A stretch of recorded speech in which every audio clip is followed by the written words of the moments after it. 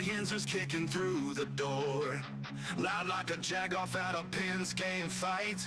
Brace yourself, this ride ain't polite. Dum Yinzers, loud and proud, heads in the clouds, voices in the crowd.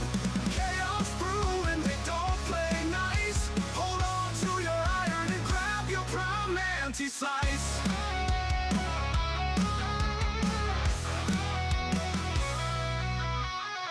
Tales from the burg with a hint of mayhem. Pierogi powered, nothing can constrain them. Knocking back stories like an icy cold brew. You never know what these two might spew. Dum Yinzers, loud and proud, heads in the clouds, voices in the crowd. Chaos brewing, they don't play nice. Hold on to your iron and grab your prime anti-slice.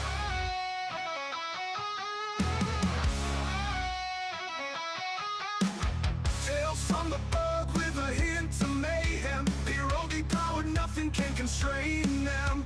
Knocking back stories like an icy cold brew. You never know what these two might spew. Dum Yinzers, loud and proud, heads in the clouds, voices in the crowd. Chaos brewing, they don't play nice. Hold on to your iron and grab your prime anti-slice. Rivers collide where the laughs always flow. Black and gold thunder everywhere they go. The madcap kings breaking every mold. With two Dum Yinzers, the stories don't get old. Two Dum Yinzers, loud and proud, heads in the clouds, voices in the crowd. Chaos brewing, they don't play nice. Hold on to your iron and grab your prime anti-slice.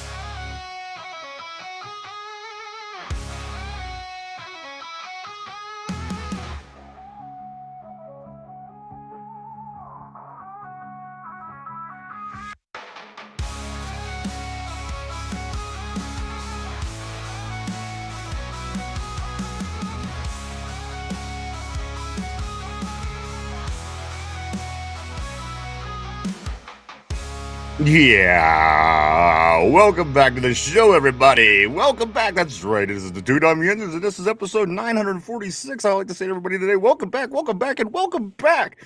Glad to be here today, everybody. It is Tuesday, the Tuesday installment of the Two Dum Yinzers, and we are only 9 days away from the NFL draft. I can't believe it. Michael, how are you, sir? Dude, I am good. I am fired up, baby. It's nice weather. The draft is a mere 9 days away, single digits. I thought it would never get here, and here we are, brother. It's right around the corner. 81 degrees is what they're telling me it's going to be today, Mike. While I wear a beanie. You were going to wear your beanie. I got to be honest. I'm happy. I'm happy with this weather. However, this weather does bring one thing that's I'm not that happy, I guess. The stink bug. The stink bug is back in there. I got to say, worse than ever. Like in my studio, it's like stink bug heaven in here. And I don't know where they're getting in, what they're doing here. But all I know is every once in a while, they will dart at me out of nowhere. Them stink bugs, they got balls. Dude, they do, man. They are fiery little fuckers. Man, they come darting at you. They're not like passive either. You know, they're stand up to the challenge, and they'll dive bomb you out of nowhere too. You'll be minding your business, and they come over and like, "This is my house, bitch." And you know what? The one thing about them, I like to fling them. They fling far. However, it doesn't matter how hard you fling them. They always seem to gain control in the air, and then they'll just start flying, or they'll land at a spot. Yeah. But I do like flinging them. They fly like a paper football. They do. They have that nice, satisfying, like when you flick them. They have the sound is satisfying. I like how some animals, they have strong teeth for protection. Some have claws. This bug has a stench. Yeah. Unfortunately, it's the same with some people. Some people have that power as well. But the stink bug, Mike, they're back. You don't got to make fun of Derpy that way. The stink bug is back, unfortunately. And again, it's bright and early. They did not take any time to get back this year. The stink bug, I don't know how it is everywhere else, but I know right here at our studio, it's attack of the stink bugs this time of year. But you know what? That's all right. That's all right, Mike, because the rubber duck is coming back to Pittsburgh. I saw that. I'm jazzed for the rubber ducky. Of course, the big world largest rubber duck. I think it started in Pittsburgh. I don't even remember the story, but then it traveled all over the country, and and people loved and admired the duck.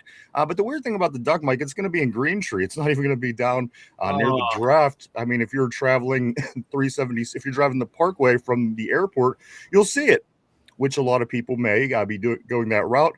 However, if you are not traveling past on 376, you will not see the rubber duck. So that is the scoop on that. The world's largest rubber duck. I don't know. It's like 1,000,000. It's like 100 feet high. This fucking thing. yeah. But it is going to be here. But you know what, Mike? As a matter of fact, I think it actually it's weird because it stops like the day before the draft starts or something. Like it's here all next week, and Yeah. then as soon as the draft is getting ready to start, it's they take it away or some shit.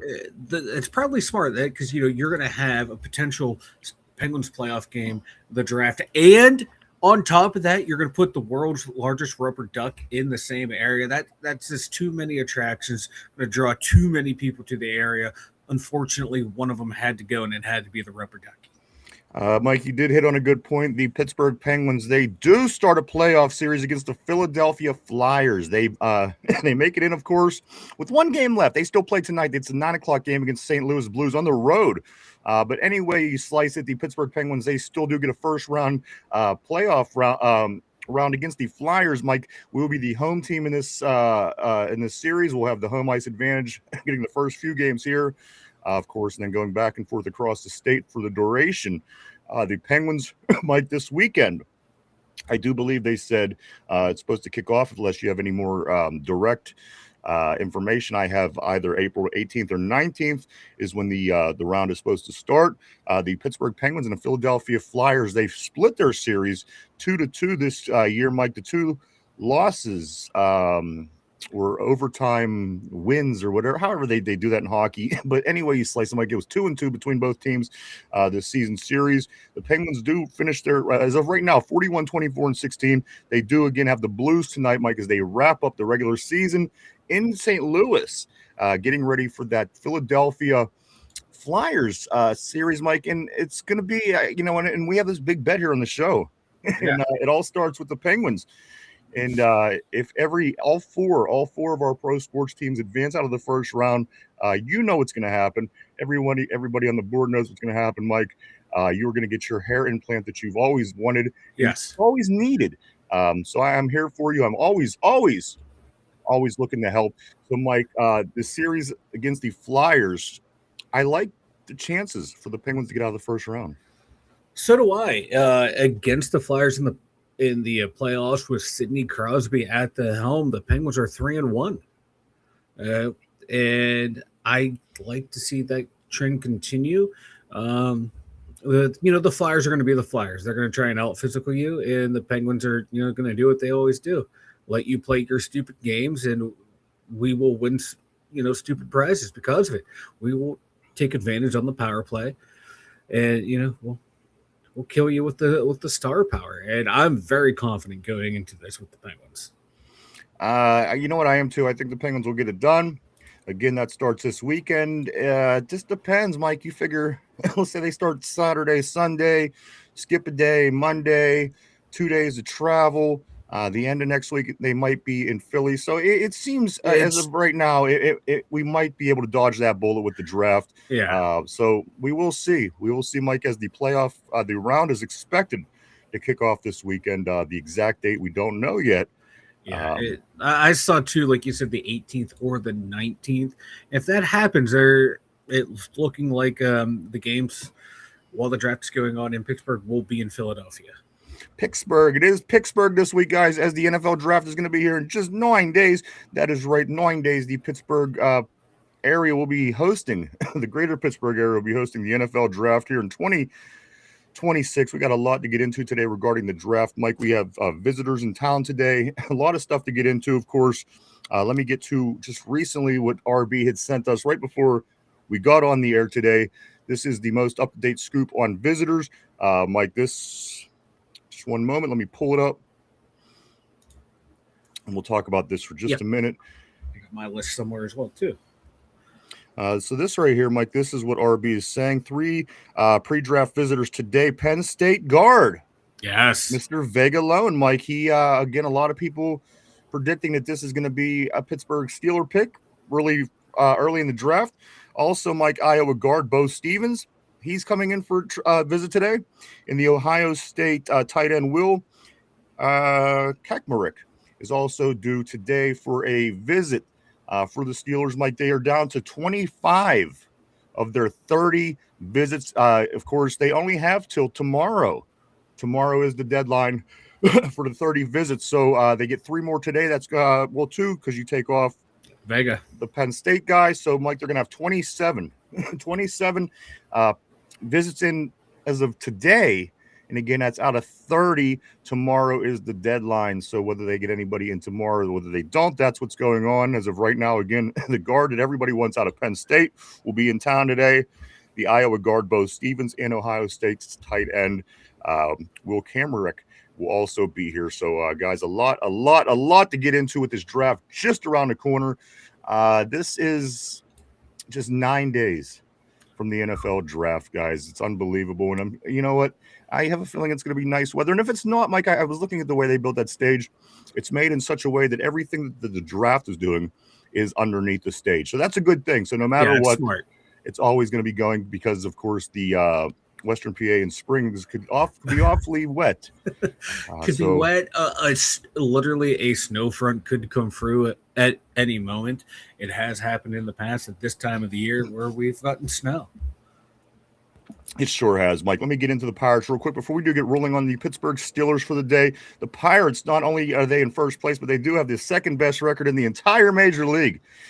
People told me all offseason I was crazy for predicting this Pirates team was going to do well. Yes, it's early. Yes, they're only 16 games into the schedule. However, Mike, second best record in the whole entire league. First place, they beat the Nationals yesterday 16-5 with a 10-run 6th inning. Paul Skeens goes 6 innings, 1 hit, 1 earned run, 1 walk, 6 Ks. He accomplishes 400 strikeouts in his first 59 appearances for the Pirates.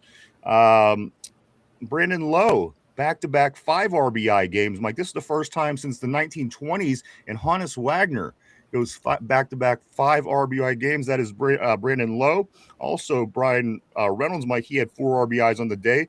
Cruz goes 2 for 3, 3 runs, 3 RBIs, and even Horvitz gets back into it, Mike, with a home run. The Buccos back at it today at 6:40 in game 2 of 4 against the Nationals. Mitch Keller on the hill, the starter for Washington, is 0-3. So if the Pirates could keep this thing going, they're looking good. And they also have more wins than anybody in the American League. So I like that because, again, Derpy likes the American League. He likes the Cleveland Indians. And not only are we better than his team, we're better than every team in his conferences of right now. And again, you know what? It might not last. It's probably not going to last forever. So please let me enjoy this. Exactly. You know, it's the Buccos. Like when you said, you know, this hasn't happened since Honus Wagner. Usually that means we've done something bad. It's nice to see that, you know, we've done something good, something historic, you know, tied in together, because normally we're historically bad. When we have someone do it historically well, I think that's cause for celebration. And Paul Skeens last night, he was pitching filthy. He was pitching nasty. I didn't get a chance to watch the game, but the highlights of his strikeouts and just some of his pitch sequences were disgusting. And it's nice to see him actually, you know, have multiple wins, have actual fucking run support. I saw a stat yesterday. It's, you know, we scored 10 runs for him yesterday. In his, like, losses last year, we scored a grand total of, like, 11 runs. And he is, Mike, 3 wins already in the first 16 games of the season. Off to a great start. I can't imagine Paul Skeens has a great year, as he has so far, winning Rookie of the Year and then Cy Young in his second year. So I expect more great he's things. Overrated. People like to say that he is still overrated. If you can believe that. So a lot of good things going on here in the Bird. Penguins start the playoffs against the Flyers this weekend. Buccos, better, one of the better teams in baseball. In the Pittsburgh is hosting the NFL draft right here in just 9 days. It is crazy stuff, Mike. Reminiscent of 1992. Yes, I've been saying this for some time. You just had hope for all the teams from the area, as you did in the early '90s, Mike, and the new coach starting for the Steelers, and just all those kind of good feelings that have been flying around the burg lately. And as Pittsburgh Steeler and Pittsburgh sports fans, I'm sorry, you gotta like it. It's certainly feels good, Mike, because as we state on the show, no Pittsburgh team has advanced out of the first round of the playoffs since 2017. Guys, this is 2026. Yeah. So even say one team is in a rut. Three teams fail to get out of the first round of the playoffs in 9 years. That's crazy to me. I don't think that one team is going to do it this year, Mike. I think all three teams, plus the Riverhounds, will probably do it. So a lot of excitement in the air here in Western PA. Yeah, as there should be. Along with stink bugs, of course. Along with stink bugs, but you feel it, man. Like when the teams are doing well in Pittsburgh, everyone seems to be happier because a lot of people, man, you might not be a Steeler fan, but you're a Bucko fan. Might not be a Bucko fan, but you're a Penguin fan. And however it overlaps, so when all three are doing well, or all three are looking to do well, and there's changes, like the city and the surrounding area, everyone just seems happier. It's a sports town, man. Even if you don't follow along, you kind of get that feeling though. It's like, oh, something good's happening or something's bad happening, and that will affect your mood. And it's uplifting right now. And I gotta promise you, I gotta promise you that Pittsburghers will automatically become Pirates fans once they start winning. Because Pittsburgh, listen, you may not realize this, but we love our Pirates. Yeah. It's just hard to love a team when you don't win for decades at a time. So, and again, in Western PA, at least when I was a kid, I don't know so much about now, but every single boy in my grade played baseball. Listen, when you were a kid, like Little League, it didn't matter who you were. You were the nerdy kid, if you was the athletic kid, everybody played baseball. So, a lot of people in Western PA have that deep down inside, like this love for baseball. And again, will fall in love with the Pirates pretty quickly if they show signs of consistently being able to be competitive. So I'm liking this, Mike. Again, takes me back to the early '90s. I was a young man. A strapping young lad back then. And yeah, like I used to be all about the Buckeyes, dude. I survived Kevin Young at first base, that era of Bucko baseball of, welcome to hell.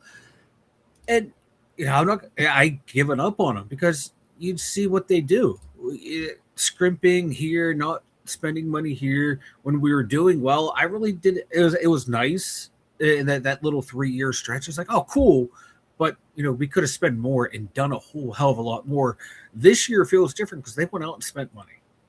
They're reinvesting in the team. And that's making me kind of reinvest back into and pay it a lot more attention than I have been in the past few seasons. So a lot of good things going on, a lot of good vibes, certainly here in Pittsburgh. We got a lot to get into today, guys. Pittsburgh, again, of course, the draft just 9 days away. A lot of draft talk today, Mike. I do want to talk about this real quick. We are talking about playoff droughts. Let's get into Steelers mode. Let's shift in the Steeler mode, if you will. Guys, there are only 5 teams in the NFL. There are only 5 teams that have a longer playoff drought than the Steelers do without winning a game in the playoffs. Only 5. They are. It's 9 years for us this year. 10 years for the Carolina Panthers and the Arizona Cardinals. The Jets. 15 years, Mike. The Jets haven't won a playoff game in 15 years. The Vegas Raiders haven't won it in 23 years since they lost that game to Tampa Bay in the Super Bowl. And then finally, the Dolphins bringing up the rear, Mike. The Dolphins have not made the playoffs since 2020. For 25 years. They have not made the playoffs for 25 years. The Dolphins haven't. So again, I think it's necessary. People say, oh, these Pittsburgh fans are so spoiled. We're not spoiled. I just don't think that the Pittsburgh Steelers deserve to be in this crop of teams. These are pathetic teams. These are teams that never have anything going on. And again, you can say what you want about the Steelers, and as of late, it doesn't matter. They just need to get a win, Mike, in the playoffs. I hope this is the year again. Carolina and Arizona, 10 years since they've won a playoff game. Yeah. The Jets, 15 years. The Raiders, 23 years. And the Dolphins, 25 years, Mike. And again, since TJ Watt I was drafted, we have not won a game either. The curse of TJ Watt. Maybe we should trade him away. Yeah. Break that curse. Correlation doesn't equal causation, but in this instance, just to be a dick, I will say it is. But no, you got to get that changed. We're making it there. That's half the battle. But you gotta win the war once you get in there, and we haven't been able to do that. And hopefully, we'll turn it around because, we knock on the doorstep all the time, making it to the playoffs. It's can we get in and do something once we're in? And we're struggling, and it feels like it. Like this is the year, baby. This is the year. Let's get back to it, everybody. Welcome back. Let's do something. Let's go to the board. Let's do it. Good day, everybody. Brian, my man Brian Pasquale on the board bright and early today. Brian says this back in Beaver Falls and back listening to the two Dum Yinzers. Always great to have you, Brian. Hope things are going good for you, man. Tortilla Jackson, always great seeing Tortilla from Sacramento, California. Tortilla says, good morning, gentlemen. The original OG, Yinzer Joe. I love the name. Of course, Yinzer Joe in the house. Everybody was Yinzers. This is what he has going on. Also on the board, let's see what we got going on. Ty, Joey Porter Jr. is the fucking GOAT. The GOAT. Here's one for you, Ty. Here's one for you. Joey Porter Jr. did not allow an interception. Of course, this is something that we all know. We all bring up because it's worth talking about.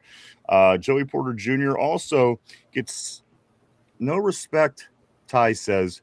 And you know what? I might have to agree with him, Mike. When Shedeur Sanders gets the nod to go to the Pro Bowl and Joey Porter Jr. has yet to give up a touchdown in the NFL, I would say Joey Porter got snubbed. Just a little bit.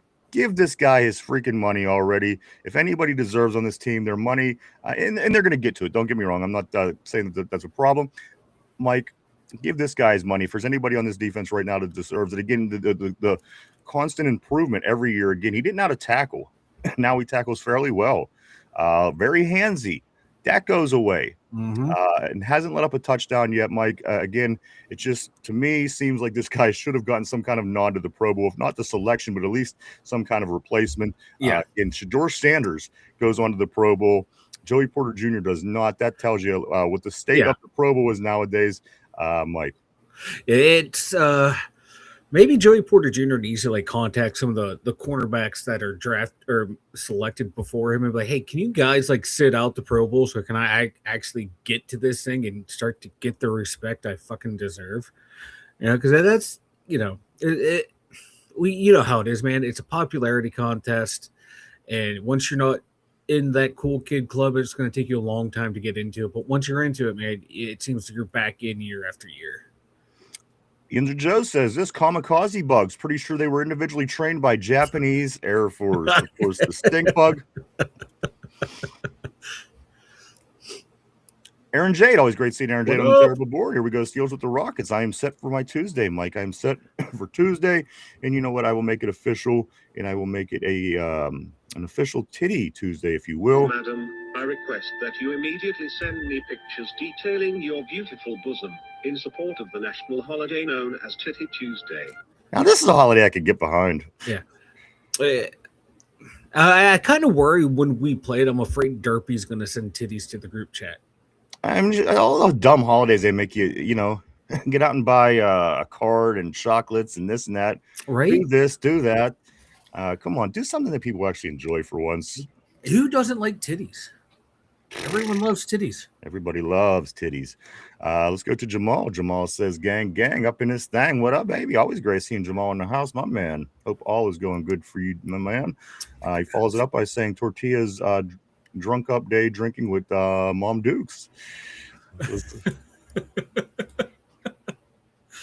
Let me scoot up right here. Those are Kabuli bugs. Those are Kabuli bugs. What Tortilla is saying. Those stink bugs. Just learning. What's up, man? He's back. He says Rogers has a fake wife. You know what? He might be onto something. He might be. He comes in saying it every day, and I believe it more and more every. And they say if somebody says something, over and over and over, you eventually start believing it. Then you know what? I I'm starting to believe it, I think. I'm starting to get into that spot as well. You know, it's believable. I do want to say what's up to Dude. Dude on the board says, good afternoon, fellas. Always great seeing Dude on the board. My man, hope everything is going well for you as we are just 9 days away. That's right, 9 days away from the NFL draft right here in Pittsburgh, PA. Tortilla says, Mom, grab a Duke. The two Dum Yinzers are on.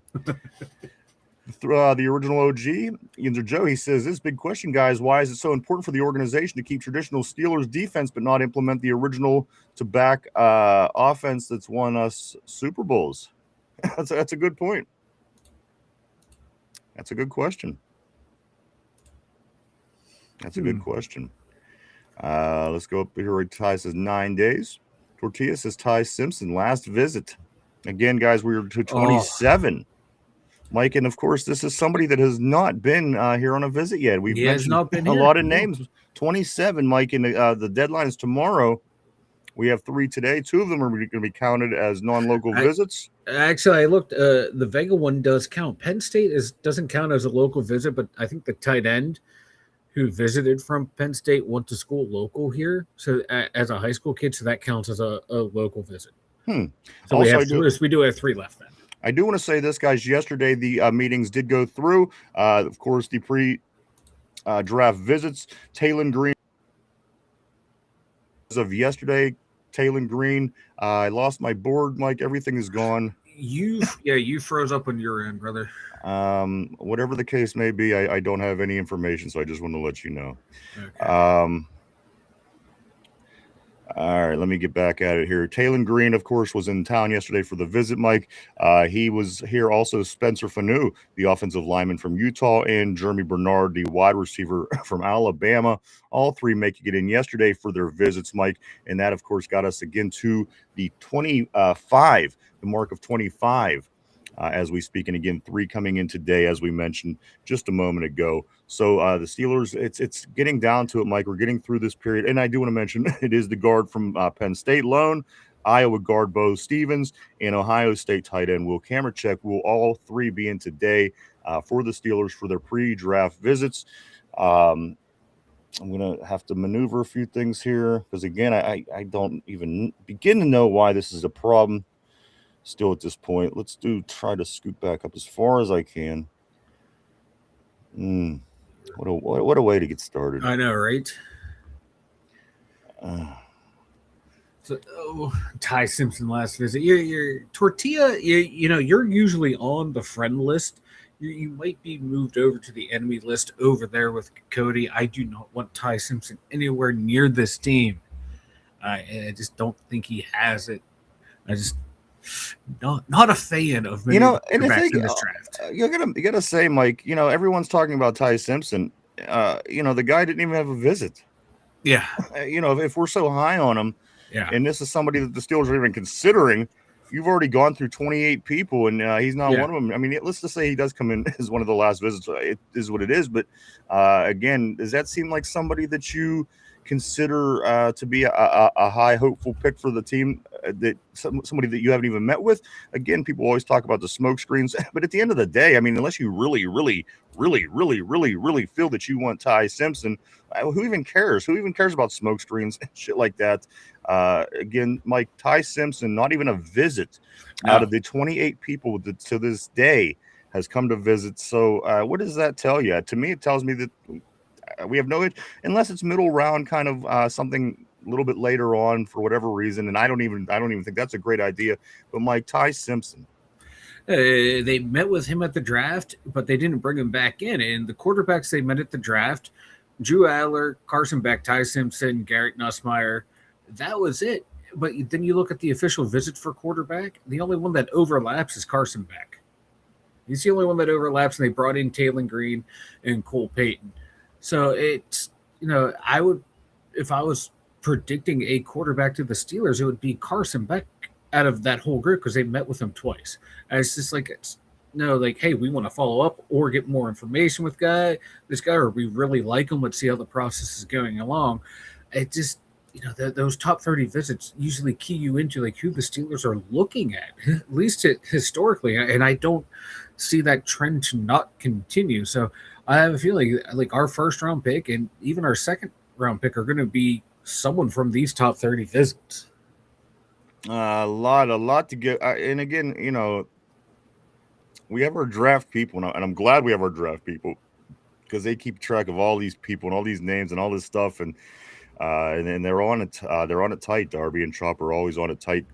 Let me get back to the board here. Vega visit today. Let's go. Mike at is what Ty says. Cody says Yankees are 9-7. Once Paul Ski gets traded to us, we will smoke the Dodgers. Ain't gonna happen, baby. Ain't gonna happen. Once we start winning, we're not gonna give him away. That was the problem with all the people in the past. And the thing is, he's a generational talent. He's not just a really good player. So if we win a World Series or even get somewhere close and start making money, I can't see them moving him. Certainly not anywhere in the next 3 to 5 years. Let's go to the New York Hamsters. Tortilla says the New York Hamsters. Steeler free Big John Stud. Middle name Mud. Always coming in strong from Las Vegas, baby. He says this. Americans love winners. That's right. We sure do. Jamal Black Magic says this. Ty Simpson. Ugh, I couldn't agree with you more. I hate the idea of Ty Simpson. I don't just like it. I don't just disagree with it. I hate it. I don't get it. I don't understand it. I don't think it even makes any kind of logical sense. Therefore, I don't think it's going to happen. And again, Mike, Cole Payton keeps coming up again. This kid from this Division 17 school, for whatever reason, I don't know what that's about, but I'm reading in articles again today. He seems to gain more traction when it comes to talk about the Steelers drafting a quarterback than Ty Simpson even does. Yeah, and from everything I read about it, they're looking at him like a Tyson Hill type player. Use him in to where put him out there as a weapon, to where you don't know if he's going to throw the ball, run the ball, catch the ball. Using him in that situation or in that sense, not as a quarterback. So they're not even really looking at him as a quarterback if the information out there is correct, which wouldn't preclude them from drafting an actual quarterback. If they want to go and have someone who can be a gadget type guy, go ahead and do it, and then still get another developmental quarterback to have in the system moving up. I just don't. I don't know. None of these quarterbacks really excite me, to be honest with you. I agree, but somebody's got to work somewhere, and at the end of the day, we got to make a move eventually. I was into this year, but as I'm seeing the results and what the quarterbacks look like compared to what they're going to be next year, I'm all aboard waiting till next year. And again, if Aaron Rodgers does come back, that it helps that matter out. And also, Corey hits the nail on the head earlier or later on in a message, but we'll get to that one as soon as we get to it. Let's get back on the board. Tyrone says, yes, the Reds better get back on track. Shaking my head. Jamal says, do we ever visit Talon? He was in town yesterday. Along with Spencer Fanu, the offensive lineman out of Utah, and Jeremy Bernard, the wide receiver out of Alabama, all three in yesterday. Cody says Cam Schittler has the same stats as Paul Skeens. I don't know who that is, but let's see if he'll consistently keep those stats. Also, Mike, another Pirate I just want to mention real quick, I forgot to, Seth Rodriguez. Remember that name. Just remember that name. He was our draft pick. He struck out a bunch of guys yesterday in his first game in the minors. That's going to be a pitcher to watch. Let's get back on the board here though. Tortilla Yinzers bolts up. Yinzer bots roll up. Jamal dope. Also, Ali would love that. Let's go right here to Corey. He says, hey, fellas, let's trade TJ while he has the slightest value left instead of taking a sixth for him on next season. And I've been on that boat all along. I've been saying that forever. The writing's on the wall. If you let this guy stick around, we're going to be complaining about him a couple years down the road saying, dude, why didn't we do something? Why didn't we make a move when he still had a little bit of value left? There's people, Mike, they're optimistic. They're saying that he's going to come around. He's going to have a good season this year, get a bunch of sacks. I hope they're right. I hope so too. But the track record's really not there. I agree. It's trending in the other direction. However, if it happens, I'm there for it.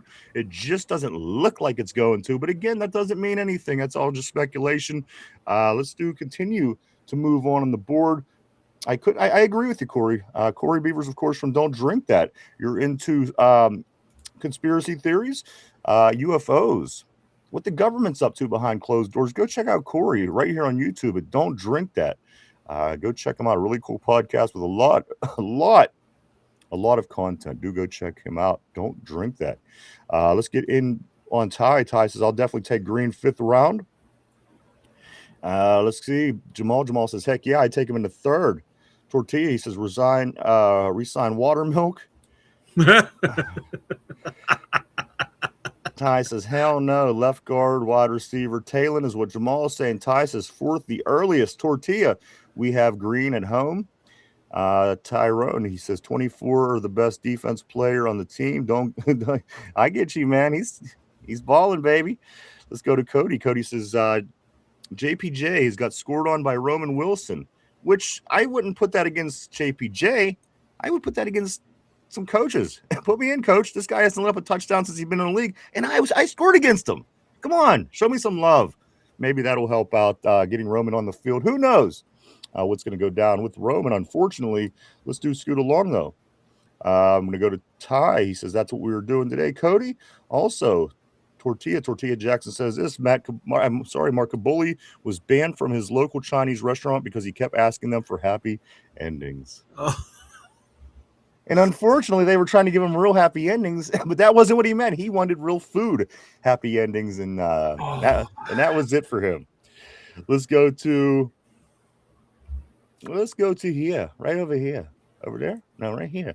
Right. Jamal, he says, laugh my fucking ass off at Tortilla. Cody says, Tyrone, no, I just think it's interesting that they don't use Wilson, even though he scored on the best cornerback. He follows it up by saying draft Ty Simpson, and he follows that up by saying Mike wants Drew Aller. Mike, I know there's a part of you that does, and listen, I get it. There's not a part of me that wants Drew Aller. I know I make the joke that I am an Indiana Hoosier fan, but no, I am a big-time Penn State fan, and waiting for, like, watching Drew Aller play and wondering if he would ever develop and if he would ever pull through in the clutch caused me to lose all my hair and my beard to turn gray. I don't want anything to do with Drew Aller. I hope he can go to an organization and he can flourish and develop. I don't want any part of it. I lived through it for three years at Penn State. I don't want any more of Drew Aller. There's nothing really that excites me about the guy. I mean, he's solid, yes. I mean, he's I like it. You know, he looks like an NFL quarterback. The height, the weight, the arm, the legs. It's up here. It's up here. He's so slow to process anything, and then he makes some of the dumbest decisions in crunch time ever. It's mind-boggling. Let's go to right here where Yinzer Joe says we don't need another quarterback on the roster stealing reps from Howard. Also, Corey Don't Drink That says this. We got to stop expecting college quarterbacks to be pro ready. As long as they have the tangibles, they can be taught. We have to look for that instead of the immediate fix. And I couldn't agree more. Corey, you're right. You're right. You know, we shouldn't expect a guy to come in and come in, because here's the thing: you risk the chance of them being not successful. You know, it's very rare. Once a quarterback comes off and is off to a terrible start because they got thrown into the wolves, it's tough to rebound from that psychologically. And then also the league gets a feel, and they're like, well, wait a minute, he failed here in Pittsburgh. Let's look at somebody else. So again, I agree. I agree with you, Corey. That's why I'm hoping that Aaron comes back. I think that Aaron will be back again. Just for that reason. I don't love the idea of Aaron Rodgers, but come back and get us at least 25 touchdowns again this year. Do something similar you did last year. Let's get a feel for this coaching staff. And then next year, when we do add youth at the quarterback position, we could have a true battle between Will Howard and whoever.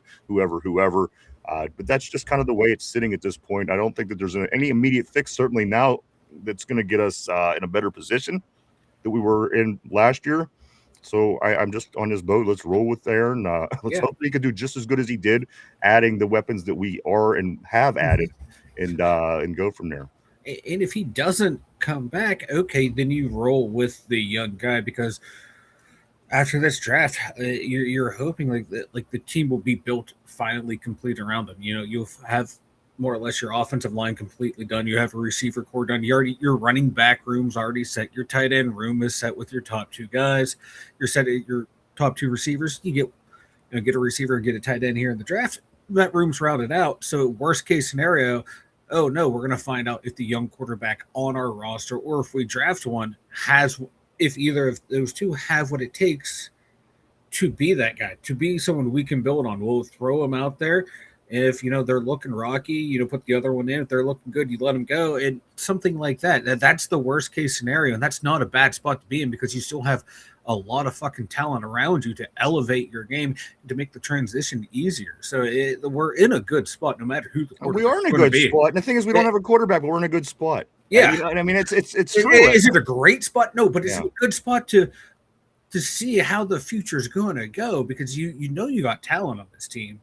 It's just, who's the quarterback going to be? And if it's Rodgers, okay, you can probably say 11 wins, 10, 11, maybe 12 wins. If it's Will Howard or Carson Beck, okay, 7 to 10 wins, maybe 7 at the low end, 10 at the very highest. Okay, so now you know what you're working with there. You can, temper the expectations or set your expectations accordingly. Let's get back to the board. Ty says only take a quarterback, 5th through 7th round. I do want to say good, I guess it would be evening to Tater on the board. He may be a Browns fan, but you know what? He's a person at the end of the day, I think. And for that reason, I will say good day to you, sir. Let's go to Cody. Cody says, see how Mike named Drew Aller first in that list. Follows that up by saying Ty Simpson is the next Tom Brady. Let's go right here to Corey. Corey says this, try to give him a happy ending, and he just wanted another happy meal. That was pretty good, Corey. Let's go to Dude. Dude says a lot of offensive woes were due to Arthur Smith. And Tom, I couldn't agree more. However, you continue to go back in, the Canada era and, these other offensive coordinators, we could say were terrible, but it was consistent. So none of these coordinators were able to come in and lift the spirit. So we'll have to see if this coordinator can do it. We just don't know. We hope that he can. We assume that things are going to go well, but again, we learned a lot about this football team this year. Let's go to Mark Malone, my man, Mark Malone. Always great seeing the Mark Malone on the board. Mark says this: if the elbow checks out, I think Beck is our guy. Mark Malone would rather have nothing in this world than to have ET playing under center. Mike, right there. There's ET. Face of a franchise, baby. Good. Face of a franchise. Would you look at that? Let's get back on the board before I throw up. I'm going to go right here to Ty. Ty says, Mark, you make me sad, man. Me too. You make my eyes sad. Also, let's go right here. Mark Malone says he got it upstairs, man. He got it upstairs. My man RB from the crew in the house. He did have to work today, unfortunately, but he will be in at the end of the week. I can't wait again to catch us up date on all the draft information, guys. It's just 9 days away. Next week, Mike, single digits. We're just waiting on this Pittsburgh draft to be here. So much excitement in the air, Mike. So much excitement in the air. There is, baby. There really is. Let's go to RB. He says this just tuned in. While I'm planning the trucks out throughout the night, I get what Mike is saying, but at the same time, how much of that was from bad coaching? Too, of course, Franklin, a great recruiter, is a moron. And you know what? They didn't have the most ideal coaching situation. However, Mike, until this year, they were having under Franklin good seasons and still winning a lot of games. This year was just really a pooper for that Penn State team because, again, Mike, the past few years, James Franklin's been there. They win all the games except for the Ohio State or Michigan game. And that's what's expected of Penn State. And you know what? That hasn't changed. This year, they just shit the bed. Everything, wasn't good. Yeah, and he really had no receivers up there. His best receiver was Ty Warren, who was a tight end. And they relied a lot on Singleton and Katron Allen to carry that offense. And you go all the way back to Christian Hackenberg, who his freshman year lit it up for Penn State, but then got worse and worse every year there. And that was under Franklin as well. He showed no development. Aller has showed no development, So it could have been a coaching thing, but I've had enough of it. But if we draft him, I'll root for him. I want him to get better. I want him to go and have a good career. I like the kid, but I just don't want to. I can't suffer anymore under Drew Aller. Imagine Virginia Tech. Was that where Franklin went? Mm-hmm. They might get some bomb ass recruiting classes. I don't know who all from his staff he got, but he can recruit, and if he gets some good other recruiting coordinators, they should have some solid classes. But I just don't know if they'll ever get over the hump, kind of like Penn State. We will see, everybody. It's going to be interesting. Let's take a look at what Corey says. He says, well, the team put themselves in panic mode, or at least the fans, that's for sure, because the team didn't plan for a quarterback when Ben was on his way out. This is how you end up with the Kenny Pickett type players. Also, Tyrone says, Ryan, A-Rod 32 touchdowns. He's going to have weapons better. And you know what? And I hope you're 100.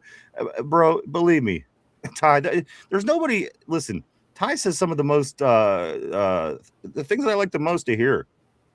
I hope you're right.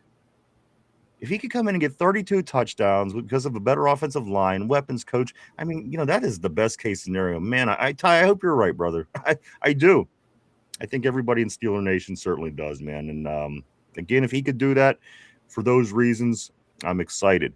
Let's get to RB. RB says, I love how everyone is, you can't do this because of Will Howard. Like he was the first overall pick and was yearned by the entire league. Good point. Exactly. But you know what? On the other hand, though, a lot of people are just treating him like he's nothing. People that, well, what he might not work. So again, I think it's really going both ways. A lot of people are really counting on him to be the guy, but then there's the people that are really giving him no chance. I think if he falls somewhere in the middle, we might be okay. Even, as Mason Rudolph has been here for a million years, maybe if we do draft a quarterback or we do bring in somebody that starts, like Will Howard can easily be the next Mason Rudolph, certainly for a little while if need be. But at the end of the day, Mike, nobody knows. Until the guy plays, we have no idea if he's going to even belongs on a field in the NFL or if he's going to look really good. But everybody seems to have strong opinions one way or another for a guy that has not taken a snap in the NFL. Right? You don't know until you see him. And right now, he's Schrodinger's cat. Is he alive or dead in that box? We don't know. I want to get a look at him because, he kind of grew on me last year. I wanted nothing to do with him. Then as you watch more and more film, like, okay, if he gets into the right system, gets into the right coach. And I think we got the right coach, probably got the right system for him. So now I'm wanting to give him a chance more and more if Rodgers doesn't come back. But I also would love us to get a quarterback too, but I don't think there's anyone in this draft that is like so much better than Will Howard to where it makes sense to get them and give them the keys to the kingdom. Let's jump to Yinzer Joe. Yinzer Joe says TJ still has 3 years on his contract. I don't think it's reasonable to trade him and not have an equal or better replacement. And no, it's not Herbig. He can blitz, but he's not an edge setter. Is TJ even really that great of an edge setter? I've seen people run right by him. I've seen people run over him. I get what you're saying. I mean, you want dominant to replace dominant, but at the end of the day, it's hard finding that guy for one. And for two, if you have a guy that is as good as Herbig, how much searching do you actually do when you actually you have a guy, and a guy that had more sacks than TJ Watt. And at the end of the day, I don't think that TJ Watt is exactly the best edge setter out there, Mike. No, not anymore. No, not now because he just loops around to try to get to the quarterback as much as he could early in his career. He was really good at setting the edge, but now not anymore. I think Herbig is a fine replacement for him. I'm willing to take that, and you can also rotate in Jack Sawyer too. Absolutely, Jack Sawyer is also in that conversation. Yeah, you would have him and Herbig and Sawyer on that side, and Highsmith on the other with a rookie to rotate in behind him. Like, I'm all for moving TJ Watt. I hope he has a bounce back year. I just don't think it's going to happen just based on trends of the way his career is going and just what you're seeing on film play after play. So I'd trade him now while his value is high. Should trade him last year, but last offseason when his value was the highest.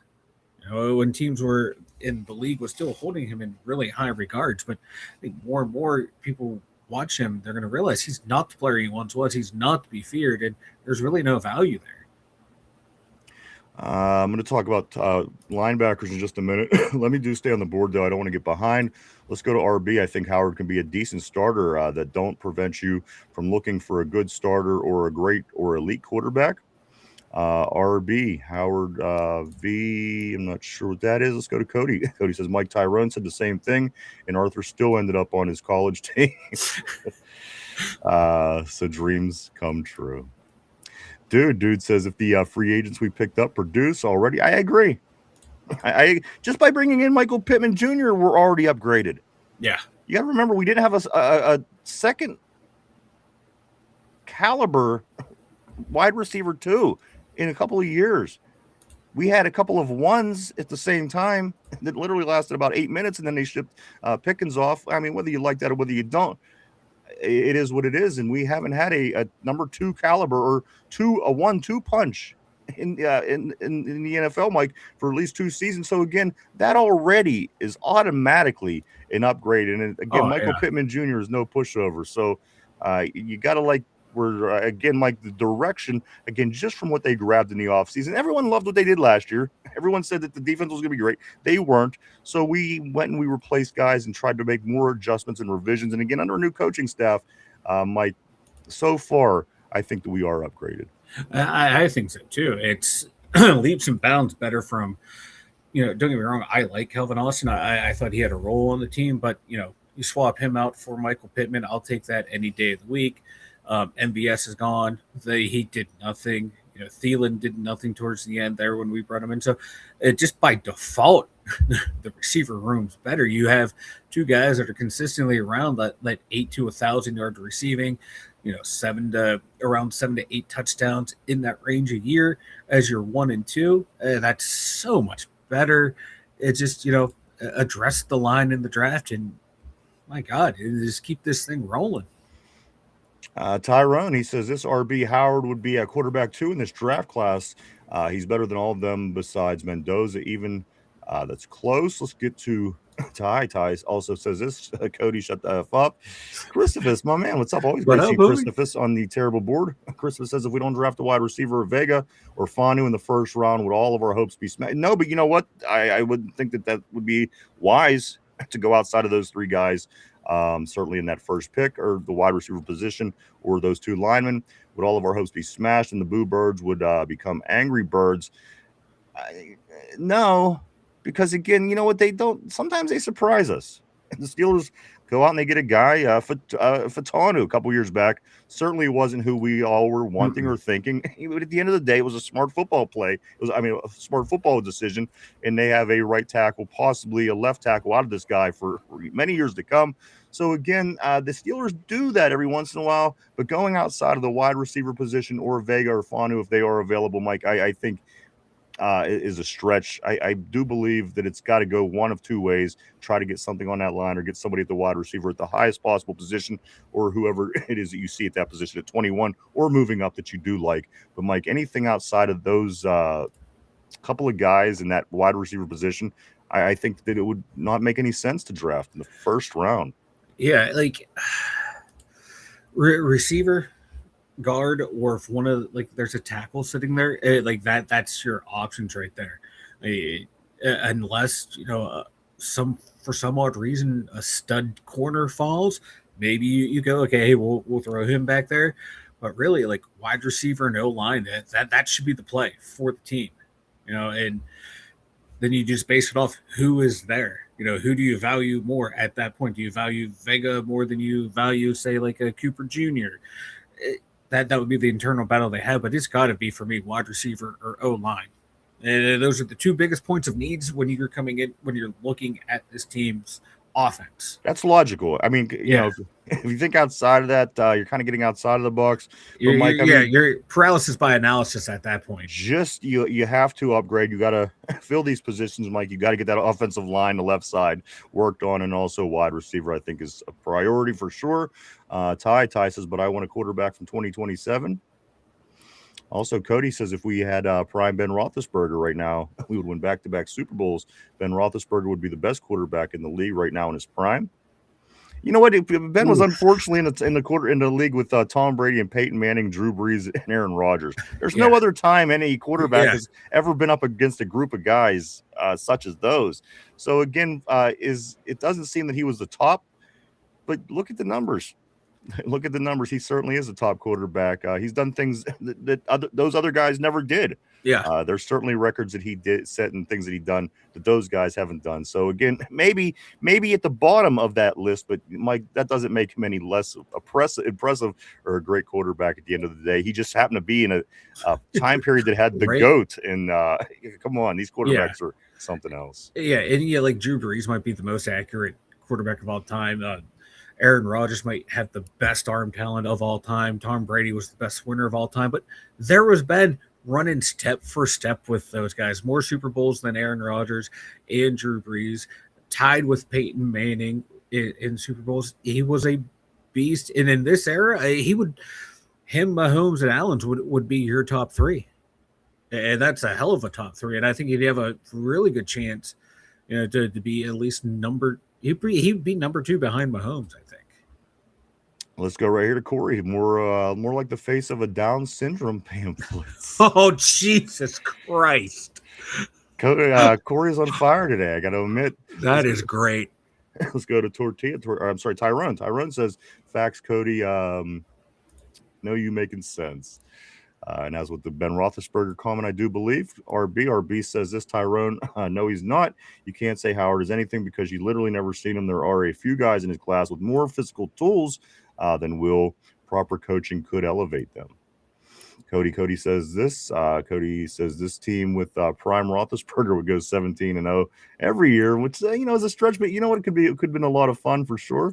Let's go right here to RB. RB says even if you want to play that game, even if next year's draft stays put, Howard will be quarterback 10 to 13, and undrafted free agent. Saying if this guy was drafted now instead of then doesn't mean dick. Ty says this. He says yes, no, LOL. I've seen Beck, Aller, Simpson, Howard clears. Cody says this. He says this team about to have more offensive weapons than Ben ever had. No excuses for Rodgers this year. Of course, that Killer Bees team was pretty good. Really good. Really good. Ty says this. Cody, I don't know about that. Big Ben had some great wide receiver. That's what he did. I mean, you had the great, and I don't care what anybody says. Hines Ward was great, and Antonio Brown was one of the best, and Heath Miller was the one of the best tight end the Steelers ever had. Yep. Ben had his weapons, but those guys become the weapons they are without a quarterback like Ben. So I mean, you could play that both ways. And then is Ben the guy without those guys? It's well, Ben. I mean, he was there for 20 years, and he managed to do great things. And Santonio Holmes, come on, mm-hmm. Santonio Holmes don't catch that ball in the back of the end zone. Steelers history looks a little bit different, of course. Tyrone. I'm sorry, we did get that one. Tyrone follows it up by saying, RB, you swear you know everything. Stop, LOL. He's better than Beck, Aller, Simpson. I'm talking about 2026. It's not next year. Goofy. Let's go to Cody. Cody says, Ben made those wide receivers great. We're paying DK, Pittman, and possibly a first-round wide receiver with Darnell, Fryermuth, 2 running backs. No excuses. I couldn't agree more. And Cody, as you say that, every time I think about that, I start thinking of all the weapons and just thinking how exciting this is going to be, just to hopefully see a little bit of a difference with our Steelers being able to, maybe get over the third down issues, get past the, getting off the field. I mean, staying on the field, moving the chain. So again, very exciting with a lot of weapons being put into place. Hopefully that this could turn into something good for us. And I'm looking down on my phone. I peek down and I see Derpy's texting me, and he says, Ryan, like literally, you don't know that I'm literally in the middle of a show right now. Right. This is why I could just kill him sometimes. Let's go to Corey. Corey says this. I think because Big Ben liked him so much is what made Steeler Nation love him. If Ben dogged him, I think we would have really worried right now. We'd really be worried right now is what he says. Also, Ty says, I agree, Cody. John, dude, he says, Howard, give him a chance. 1 in a million. So I say there's a chance. And you know what? You're right. And I know people don't like this comment, but the GOAT was a 6-rounder. And, anything can happen. So he's got to get a chance for sure. Cody says, if Ben had all those weapons, he would have 50 touchdowns a year. Ty says nobody likes 7. Cody, GOAT. Also, Yinzer Joe. He says, Ryan, our middle linebackers are getting pushed back on and run over. At least Highsmith and Watts set the edge. even if it's not. I thought the whole front seven looked terrible in the run game, to be honest with you, Joe. I don't necessarily think, especially as Mike said, at this point of his career, TJ does it well. To be honest, I see him getting pushed off the ball. I see people running right down his throat. I see him running past running backs to go after a quarterback on run plays. So I mean, those are things that, again, yes, they could fix, but why are they even issues anyway? So again, I get the point. Point taken. And we're going to talk about linebackers here in just a second. And we do need to fix that problem because, again, we can't get into any games where we're giving up 250 yards on the ground at home. Everybody will get booed. I don't care who you are. You give up 250 yards on the ground at home. I don't care if Mike Ditka's the coach or come on. You're getting booed. Ty says that's because we don't got a true nose tackle. And that's a big part of it. You put a guy that's my size as your nose tackle and wonder why you can't stop the run. Got to get some big, ugly bastards up front.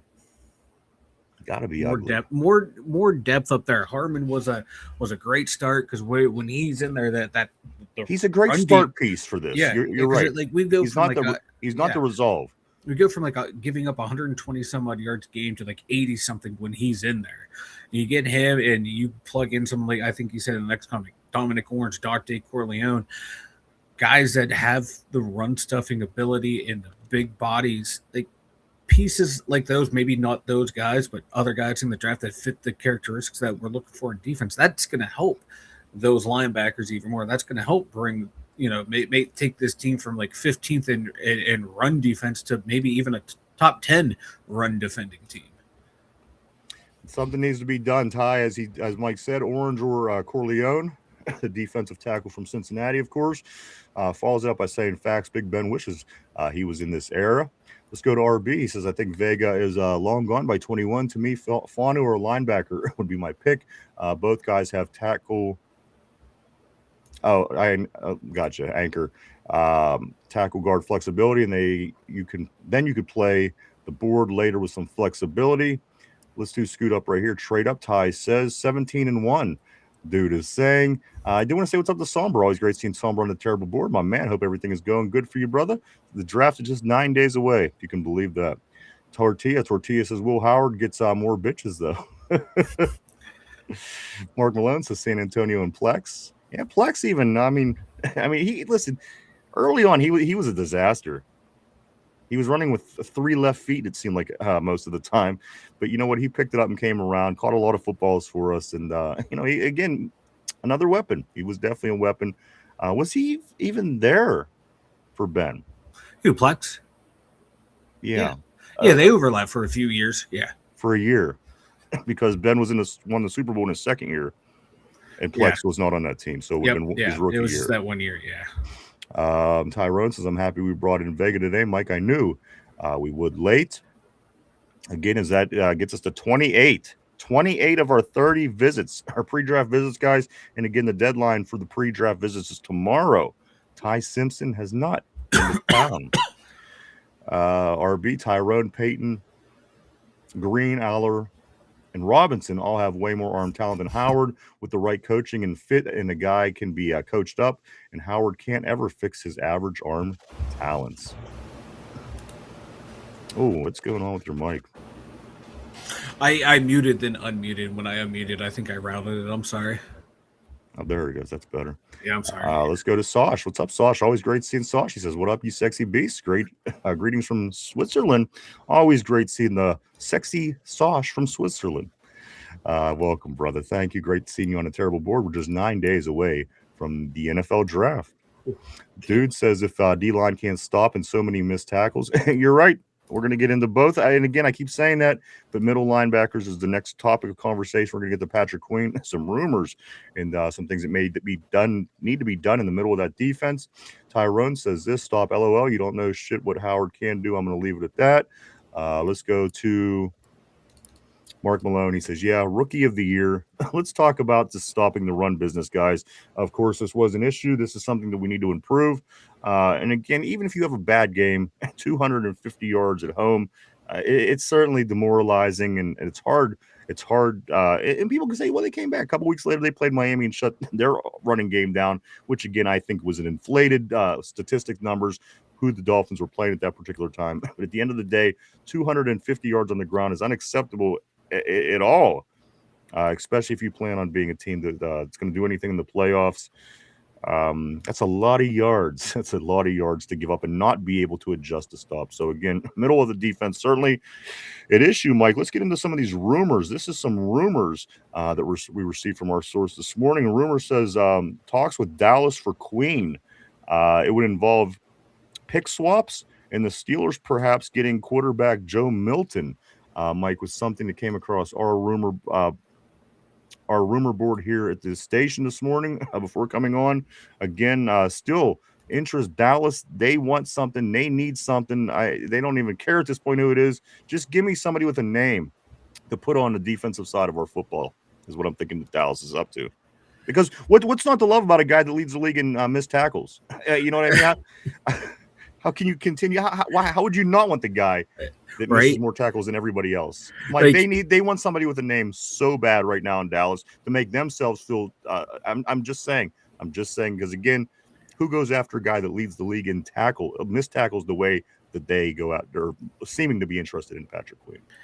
If they want Patrick Queen, God, give us a first round pick for it. Be done with it.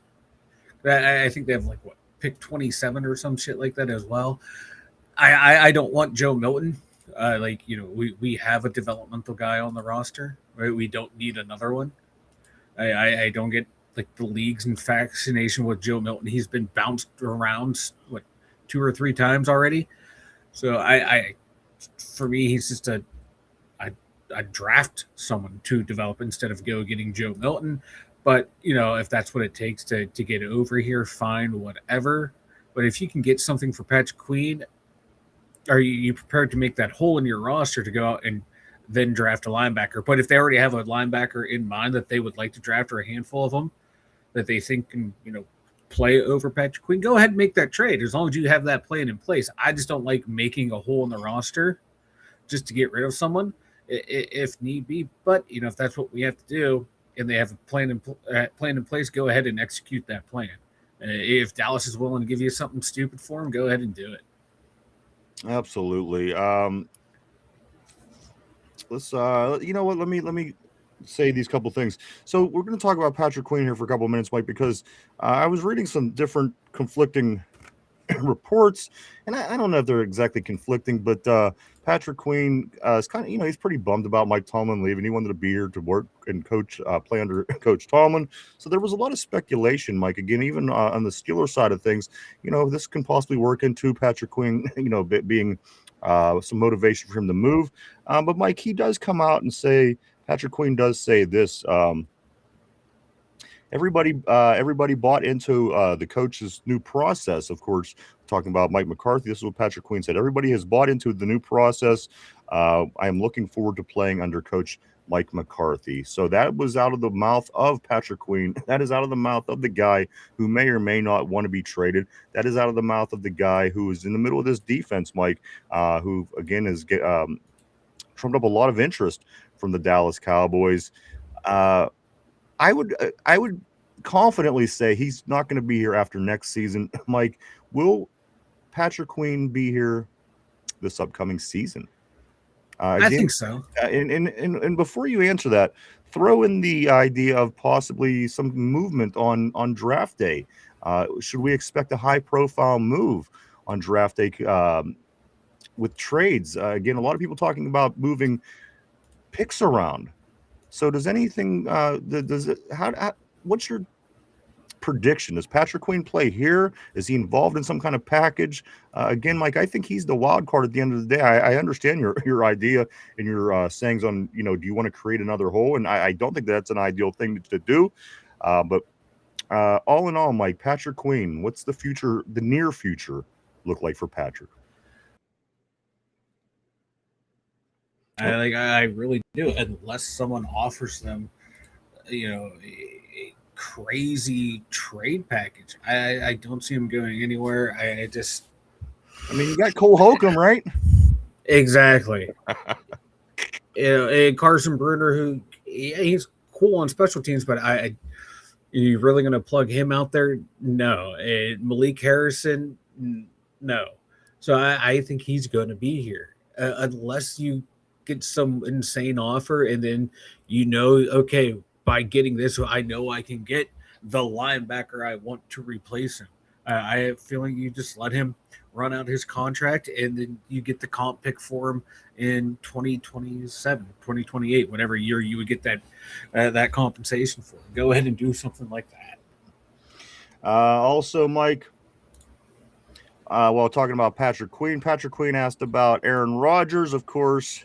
Listen, there's no reason why the information can't be out there within the organization. We again, we're just nervous, rightfully so, about the quarterback situation, about Aaron Rodgers. But Mike, once Patrick Queen asked about Aaron Rodgers, Patrick Queen says, quote, "I'm 50-50 on Aaron. I am 50-50, end quote," is what Patrick said. Mike, wrapping up the news and talk on Patrick Queen today.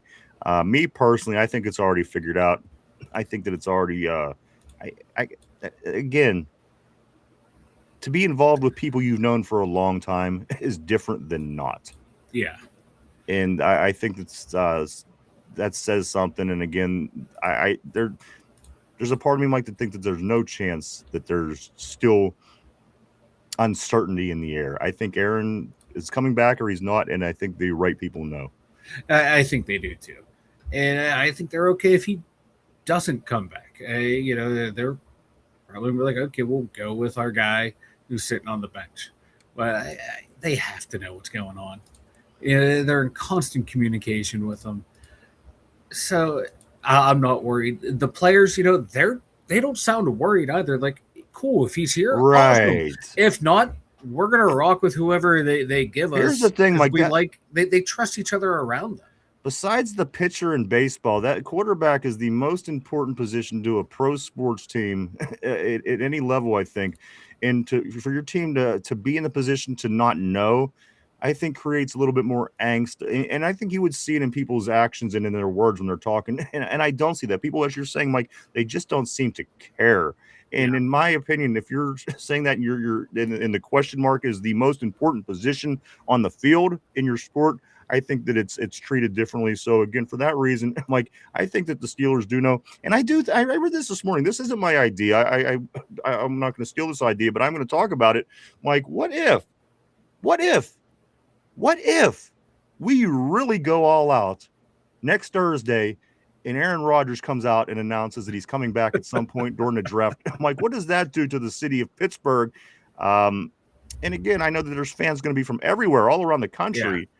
But would that be interesting or even a possibility? Again, falls in that timeline. They're saying he was going to do it before the draft. Let's say that's the way the draft starts off. Is Aaron Rodgers that important, Mike, for the NFL to go through with a idea like this? And again, being in Pittsburgh, it actually makes sense. I can see him saying, "I'm not going to do it," because there was the expectations last year. Oh, Pat McAfee, his whatever he had in Pittsburgh, he's going to show up and do it. It wasn't even there. It's still like months or weeks away from he announced afterwards. So I don't see him coming to the draft to do it. I don't think he really likes Roger Goodell. I think, nobody likes Roger Goodell. We still show up.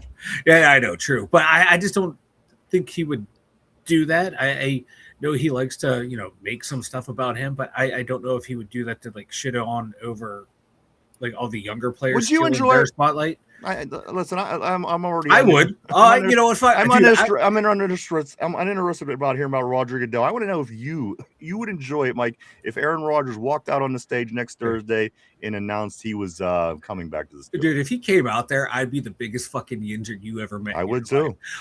Hell yeah, I'm my motherfucking quarterback. We go goddamn Super Bowl. I would be fired up. Hell yeah, let's go. And then we announce we're picking some weird defensive back no one ever heard of in the first round. Mike, I also do want to say this also from our rumor mill this morning before the show.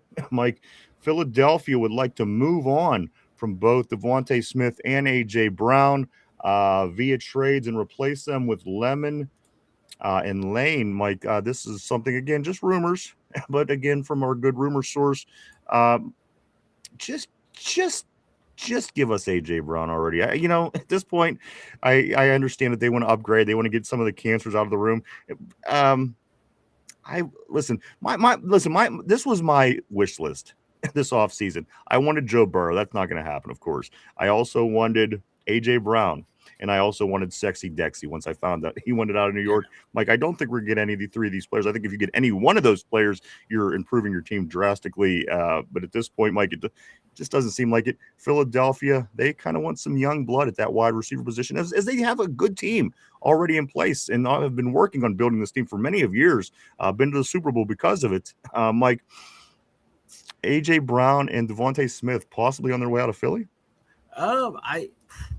AJ Brown makes the most sense to me that he would be leaving just because of his relationship with Jalen Hurts is not the best. But if they want to get rid of Devontae Smith, sign me up for some Devontae Smith. I like him. I think he would be a very good addition to the team, and he is the one who is most affordable. 10.7 this year, 14.7 next year, and $20 million in 2028. TJ Watt, Devontae Smith, and a mid-round draft pick. Sign me the fuck up for that one. Absolutely, Mike. Let's get back on the board. I don't want to get far behind today. Let's get here to RB. RB says, tell me Tyrone. I've only watched every snap he's ever taken. Tell me what you watched besides a highlight package. Tell me his strengths and weaknesses. You can't because you don't know. Tyrone follows it up by saying PQ can't tackle or cover. Peyton Wilson need to be green dot and let PQ flow like he did at the Ravens. Also need a true nose tackle. We definitely need a true nose tackle, and this is something that kind of keeps escaping us from year to year in the draft as well. So hopefully they could get somebody on this defensive line to help bolster that line, Mike. Y.A. Black is another name that people keep forgetting. The size of this man, if he continues to work on his skills year in, year out, he has the physical attributes, I would think, to be a big help in the middle of that defense. And again, he got a lot of reps last year, Y.A. Black did with the Steelers. He did. He has a ways to go. Absolutely. He's a developmental guy, but I like his size. But at 6'5", man, I don't want him at nose tackle. Yeah, at nose. Yeah, but, I don't want him on the inside. If you were like a 4-man front and he's one of your other inside guys next to someone else, you can make that work. But you got to get him out there. Yeah, like Steel Loyal says, he plays too high. You got to make him to where he doesn't play that high. There's something there with him, but I think it's going to be take a while for him to get to that level where we want him to be. But I'm just talking about, Mike. I'm not talking about him being the superstar that saves the day. I'm talking about just the building of the defensive line. You need top tier, you need middle tier, you need good rotational piece. That's why if you get like a Darnell Jackson from Florida State, or an Orange, or a Corleone. You roll them, one or both of those in, plus Y.A. Black and Harmon. I like that mix of guys. I know we had Logan Lee, but he was a late round pick too. I think he might be the bottom end of the rotational piece, but they're building blocks on that D line to, for when Cam eventually goes, we have guys in place. I like the way they're going, but they do got to bolster the middle of that line. Absolutely, and that's a lot of these later round picks. I think, of course, you're working on depth and things like that. I'm sure they'll do it, but again, if that's the way you're building your line, you're getting a bottom end depth. This is what you're going to get, Mike. Of course. So again, until you go out and get top pieces, middle tier pieces, the defensive line needs improvement. Certainly, Cam isn't getting any younger. Because you got to get someone to take over for him. Let's go to RB. RB says this. He says, you get these gay level man crushes on guys and any critiques of them as a player, and you're putting your white knight armor ready to wage war for gay love. I think, Mike, that they're going back and forth between Tyrone and RB. RB says this, bro. You're the same dude that said JPJ will get $12 million, LOL, and I don't know. Please stop. Save yourself. Guys are going at it, Mike. On the board, Tyrone and RB. Let's see where this goes next. Well, Cody gets in here. Cody says Tyrone is an Ohio State fan. He watched all Howard's senior year. Also, right here, Tyrone says, you want to be an insider? Sit your ass down, is what Tyrone is saying. Guys, I think we have something on our hands here. Or Ronald Albright, always great to see Ronald on the board, my man. Nice seeing you. Welcome back to the show. He says, I think in the end, even as much as I would like to trade down from 21, then back up in later rounds, I think Pittsburgh stays at 21 and drafts Proctor. Interesting. Cody says the same way Mike and Penn State fan watched all his GOAT Drew Aller play every game. Let's get to Tortilla. Aller is the quarterback of all time. Tortilla, let's go here. Cody, Drew Aller is the best quarterback of all time as long as he plays in community college. RB says this, I can confidently tell you here. Harrison's contract has hit legal. Harrison will be gone before June 1. Ooh, does it need a cap cut? Ty says Aller, best quarterback of all time. Tortilla, if you're stuck choosing between a Penn State quarterback and an Ohio State quarterback and a Cal quarterback, maybe Jesus should just come back. Dude says this, good with him, just as good without him. That's kind of where I'm at too. Corey says, hear me out, laugh my ass off. Patrick Queen a sixth, and Mason Rudolph for Dak Prescott, America's reindeer to America's team. Let's go Somber, laugh my ass off. Loyal. John, dude says he can announce our first round pick and say he's coming back. That's what I'm saying. Something like that. Something like that would be fun. And again, it would be for us. It wouldn't be for the country. I mean, it would be interesting, something for football. But being in Pittsburgh, I just think that could be something, we'd really enjoy. Let's go, Corey. Don't drink that. Wouldn't Devontae be cheaper? He's also younger, so that would help too. He's very talented. Absolutely. Either one of those guys I would love to have. I like Devontae. I've always liked him. He's a damn good player. Solid player. My guy is AJ. I would rather have AJ because he's freakish. I like freak athletes. I understand the argument, and I understand everything.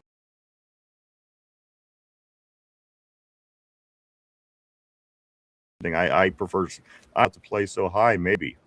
And I think he's just such a big guy. You know, it's you're trying to reinvent the wheel because the guy is so big. He's been playing football his whole entire life. To get in and teach somebody like that to play lower, it's going to be tough. But you know what? We'll see. Let's go to Somber. Get Y in some yoga classes. He plays way too high. Absolutely, sure does. And I do want to say welcome to Steel Loyal, Somber, everybody. Steel Loyal says this, Orange or Corleone, these are the two nose tackles I want in a third, one or the other. And again, with 3 picks in the third round, Mike, could be a possibility. It could be a possibility, but like with the needs that we need, like wide receiver, guard, tackle, another safety, linebackers, D-line help. Always so many picks to go around. I don't know if they would double dip. I would double dip at D-line because you win in the trenches. That's just me. Let's go right here to Mark Malone. Mark Malone says, I highly doubt we play 3-4 more than 20% of the time this year. Somber says this, Jackson has the same build as Black. He's not a true nose guard. Steel Loyal says Darrell Jackson Jr. Is a 3 or a 5 tech. Also, I do want to say what's up. I want to say welcome back to the terrible board to Christine. Go Black and Gold. Always great seeing Christine on the terrible board. Very, very smart Steeler fan, we learned. Also, the MAGAFee show says this. Unless McCarthy is lying, they are not changing the D. I heard TJ Parker and defensive end out of Clemson is high on the Steelers board. Somber says, is RB ever not involved in chat arguments? LOL. Let's go here. Let's go to Jamal. Jamal says, laugh my ass off. Love hearing y'all do it. Go at it while I'm working. Laugh my ass off. Ding, ding, ding. My man. Always loved Jamal. Always, you know what, Jamal? I was thinking about you guys the other day. I made a comment last week. I said, why don't you guys get the show back together? Get the band back up, man. and we'll get you on here on the channel and showcase you. And I'd like to see it happen. I don't know if it's in the works or it's even possible, but get the band back together. We could get some things. We could do some stuff together, bro. Let's go right here to Christine Go Black and Go. She says, "What did I miss? You know what? It's draft talk. We're 9 days out, Christine. Everybody's excited. There's so much information flying around. Some stuff that just it's probably nothing. Again, it's all speculation this time of year. It's going to be just 9 days away. We'll be getting the answer to all these questions, and then rookie camp, and then the voluntaries, and then just everything is so close as we sit pretty much right smack dab in the middle of off season, guys. It's right between the playoff game that we lost and the first preseason game. So we're just trying to get by, just taking the information we have, floating from day to day, waiting for the big draft, just 9 days away, right here in Pittsburgh, PA. Everybody's excited. 81 degrees today in the Berg. I got to be honest, life doesn't get much better as the Pirates looking good, Penguins looking good, draft's coming to town, Steelers looking good, the weather's looking good, baby. Things is good. Things is good in the Western Pennsylvania region. Let's get to the board right here where Cody says Vanilla wants to draft Drew Aller, Christine. No, I do not. See, this is why you are always number one on my enemies list. Oh, fucking Cody. Let's go to Jamal. Jamal says the Step Brothers of Pat podcast chats. So the Step Brothers was one of my favorite movies ever. It truly is one of my favorite movies. Great movie. Ever. Let's go to Z Airman. Z Airman. I do want to say welcome to the terrible word. Z Airman says, "Do you feel Will Howard can develop into a franchise guy?" You know what, Z Airman? I don't know. Okay, I'm tuning in to listen to what these people say about the Steelers, and they're saying you don't know. Well, yeah, I'm saying I don't know because, again, with his injury happening so early, breaking his hand off of Zach Frazier's ass in camp last year, didn't get a chance to step on the field and take a snap of meaning. So, he did win a national championship. That is something, of course. But at the end of the day, Mike, I just don't know. I mean, I don't know what Mike McCarthy's staff is going to be able to do for quarterbacks. I'm hearing good things. I'm hearing McCarthy is a quarterback whisperer. But at the end of the day, you just don't know. We haven't even had a chance to see the guy step on the field, which is unfortunate due to the injury. Yeah. Preseason is going to be big for me. I am looking forward to it because I know that Will Howard's going to get mad playing time. Skylar Thompson isn't around anymore. I do think that Will Howard gets mad playing time preseason, and I'm here for it because at the end of the day, Z Airman, I just don't know, just like everybody else. There's literally nothing to go off of. If he can be awesome, if he can't, we'll do what we got to do, but I have to see the guy play. Yeah, it just based on like his college film and his talents in the right system, maybe top 20 quarterback. But in the right scheme, you can win a lot of games with someone like that. But I just don't think he's going to be a franchise guy. I think a great backup to like an average type starter. I do want to say welcome though, Z Airman. Let's go to McAfee's show. Bill Cowher going to be on my draft show. We just announced it today. Football. Let's go to Tortilla. Only reason I don't like Rodgers saying he's coming back at the draft. It steals the rookie's biggest moment. And you know what? They don't care. The number one pick doesn't even want to be there. I mean, if his mom's got MS or whatever, what's he gonna do? What's she gonna do every weekend when he plays football games? I'm just saying. I don't know. It's different now, man. It's different. Mark Malone, something tells me A-Rod will not be in the Berg for the draft, and you're probably right. The Airman says, "Hey, Somber, the original OG, my man Yinzer Joe. Yinzer Joe says this: how smart would it be to let Rudolph go and draft a rookie quarterback to the roster? It would save cap, but the lacking experience behind Rodgers or how? No, you're right. You're right. And the thing is, I mean, Mason is very comfortable." He went to Tennessee hoping for better things, and it just didn't happen that way. And he's back. He makes, at the end of the day, doesn't make a lot of money either. So I don't know. I'm fine with Mason. Again, hopefully we don't ever need him. He didn't look great last year in the Chicago game. People say that's one game, but that's his job.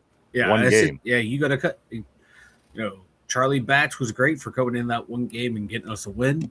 Like, and you got to think though too, man. This is a whole new regime, whole new offense. He doesn't have the familiarity like he did it with the last regime and the last offenses. So he could be very, very much expendable. And if they do draft a quarterback, Mason Rudolph could be the odd man out because he's only like a $1.6 million cap hit if you cut him. So that's negligible right there. Let's go to Zierman. Zierman says we should double dip at wide receiver. And we may. I just don't know if they're both going to be high. I mean, I could totally see us going high with the wide receiver 1 or 2nd round. But after that, Mike, there's holes that we do have to fill. There's positions that we do need to get guys at. So, again, I can see us taking a second wide receiver. I could see it coming a little bit later. I could, 4th, 5th round. Someone like I know they brought in, Law from Kentucky, Caldwell from Cincinnati. Those guys later in the draft as well. They're also talking about, Cole Payton, can be used as a gadget type weapon. But you can conceivably double dip at wide receiver, offensive line, and defensive line, and it would not be the wrong choice. If that's 6 of your draft picks are from those 3 positions, that's not bad because those are positions we need starters and depth at. Let's go to Steel Loyal. He says TJ Parker's not on our board. Mega Fee Show responds, you need better sources. Steel Loyal says, nah, you do, bro. Get ahead of minus 40 Club. Welcome back to the terrible board, brother. Always great seeing Get Ahead of. Get Ahead of says, good day, guys. My go-to Steelers channel in the afternoon. We appreciate that. That means a lot to us. Thank you. Thank you. Ty says, loyal. Let's go here to Tyrone. Tyrone says, this is exactly my point. We don't know what 18 has. Thanks, Ryan. And that's true. I mean, preseason's going to be big for me. And it always is. I always want to see the young guys, the talent, the draft picks, the new people coming in over free agency. But for me personally, this is Will Howard. This is big. I got to see this guy play. And Mike, I hope that he gets ample time in preseason because I want to see him up against 1s. I want to see him up against 2s. I don't want to see him playing all this time against 3s.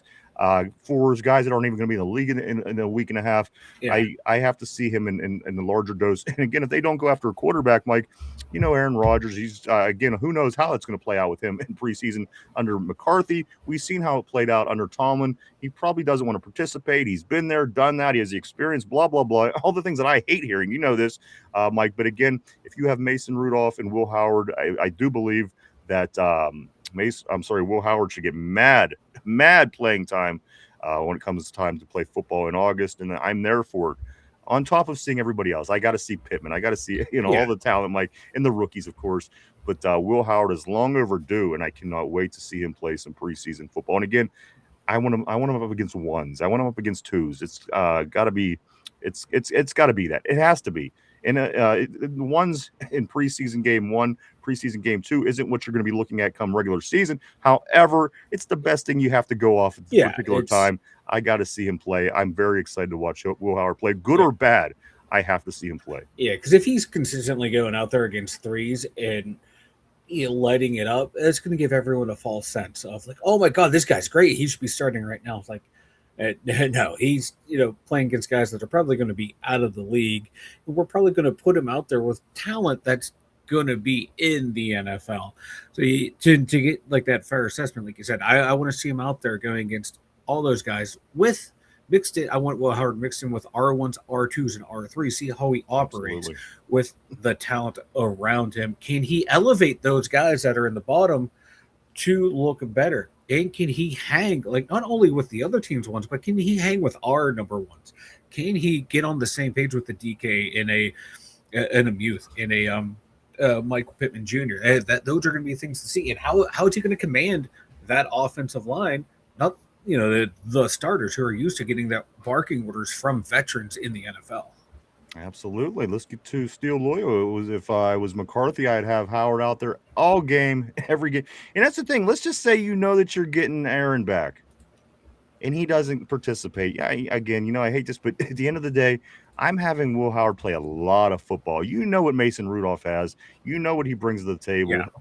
I'm playing Will Howard some serious football come August. No questions asked. Absolutely, 100%. I couldn't agree with you more. Steel loyal. Dude says part of excitement is not knowing. Absolutely. Sure is. Ronald says, for Christine, I wonder if she would marry me. Ronald. Whoa. That's bold. Easy, big fella. Easy, big fella. That's bold. Steel Loyal says, this is why females don't stick around. Exactly. You'll be thirsty. It's usually tater tart, but let's go to Get Ahead. He says, at Mark Malone, I was around when quarterback Mark Malone caught a 90-yard touchdown bomb from Bradshaw. Absolutely. One of my favorite Steeler moments as a youngster. It really was. Let's get to Don't Drink That. Corey says that still I would do that as well. Let Mason play every fourth quarter. Aaron doesn't play preseason anyway. Dude says, how many true franchise quarterbacks have the Steelers had? At least Ben and Terry. And I listen, I think that Neil O'Donnell and Cordell Stewart, they wanted him to be the franchise. They drafted Neil O'Donnell. 5 years later, he was in the Super Bowl. Cordell, come on. So again, successful franchise quarterbacks too. But franchise quarterbacks, I think you could throw Neil O'Donnell and Cordell Stewart in there. I think Neil has the stronger argument. I think Cordell is on the outside looking in, but not like a deep chasm. But for like what you're saying, like being the guy to run the thing and trusting him and building around him. Yeah, Cordell was that guy, and definitely Neil was that guy. But yeah, but the big dogs are obviously Ben and Terry. Let's get to Ty says fact shake my head also. Ty is saying Steel Loyal. Come on, Tyrone. We had Mike Vick. Come on. Somber says, good Lord, brother, go rub one out.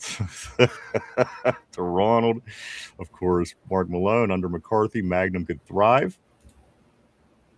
I thought he was going to thrive under Arthur Smith. That was the story we were. That's what we were told. That's what the Krylon told us. Let's go to Mark Malone, where he follows it up by saying he never played under Smith until last year. Ty says, loyal shaking my head. That Chargers came was cold though. Bell 26. Steel Loyal, one of my favorite Steeler games. LOL. Yep. Christine says 9 games. I'm so nervous. Please, Lord, let it be draft day and not crash day. I agree. It's super exciting. Christine, just 9 days away from the NFL draft. It's very exciting. The anxiety starting, of course, dealing with the traffic, everything, especially if you're heading down there, it certainly can create angst. Corey says this, don't drink that. I hate when people come in here after never watching an episode trying to tell everyone in the chat what they know and don't know. LOL. Take a seat right there. Tyrone says, Christine, I'm so hyped. Tyrone saying. Steel Loyal says, don't drink that. Bingo. Christine, oh my God. I'm sure going back to Ronald.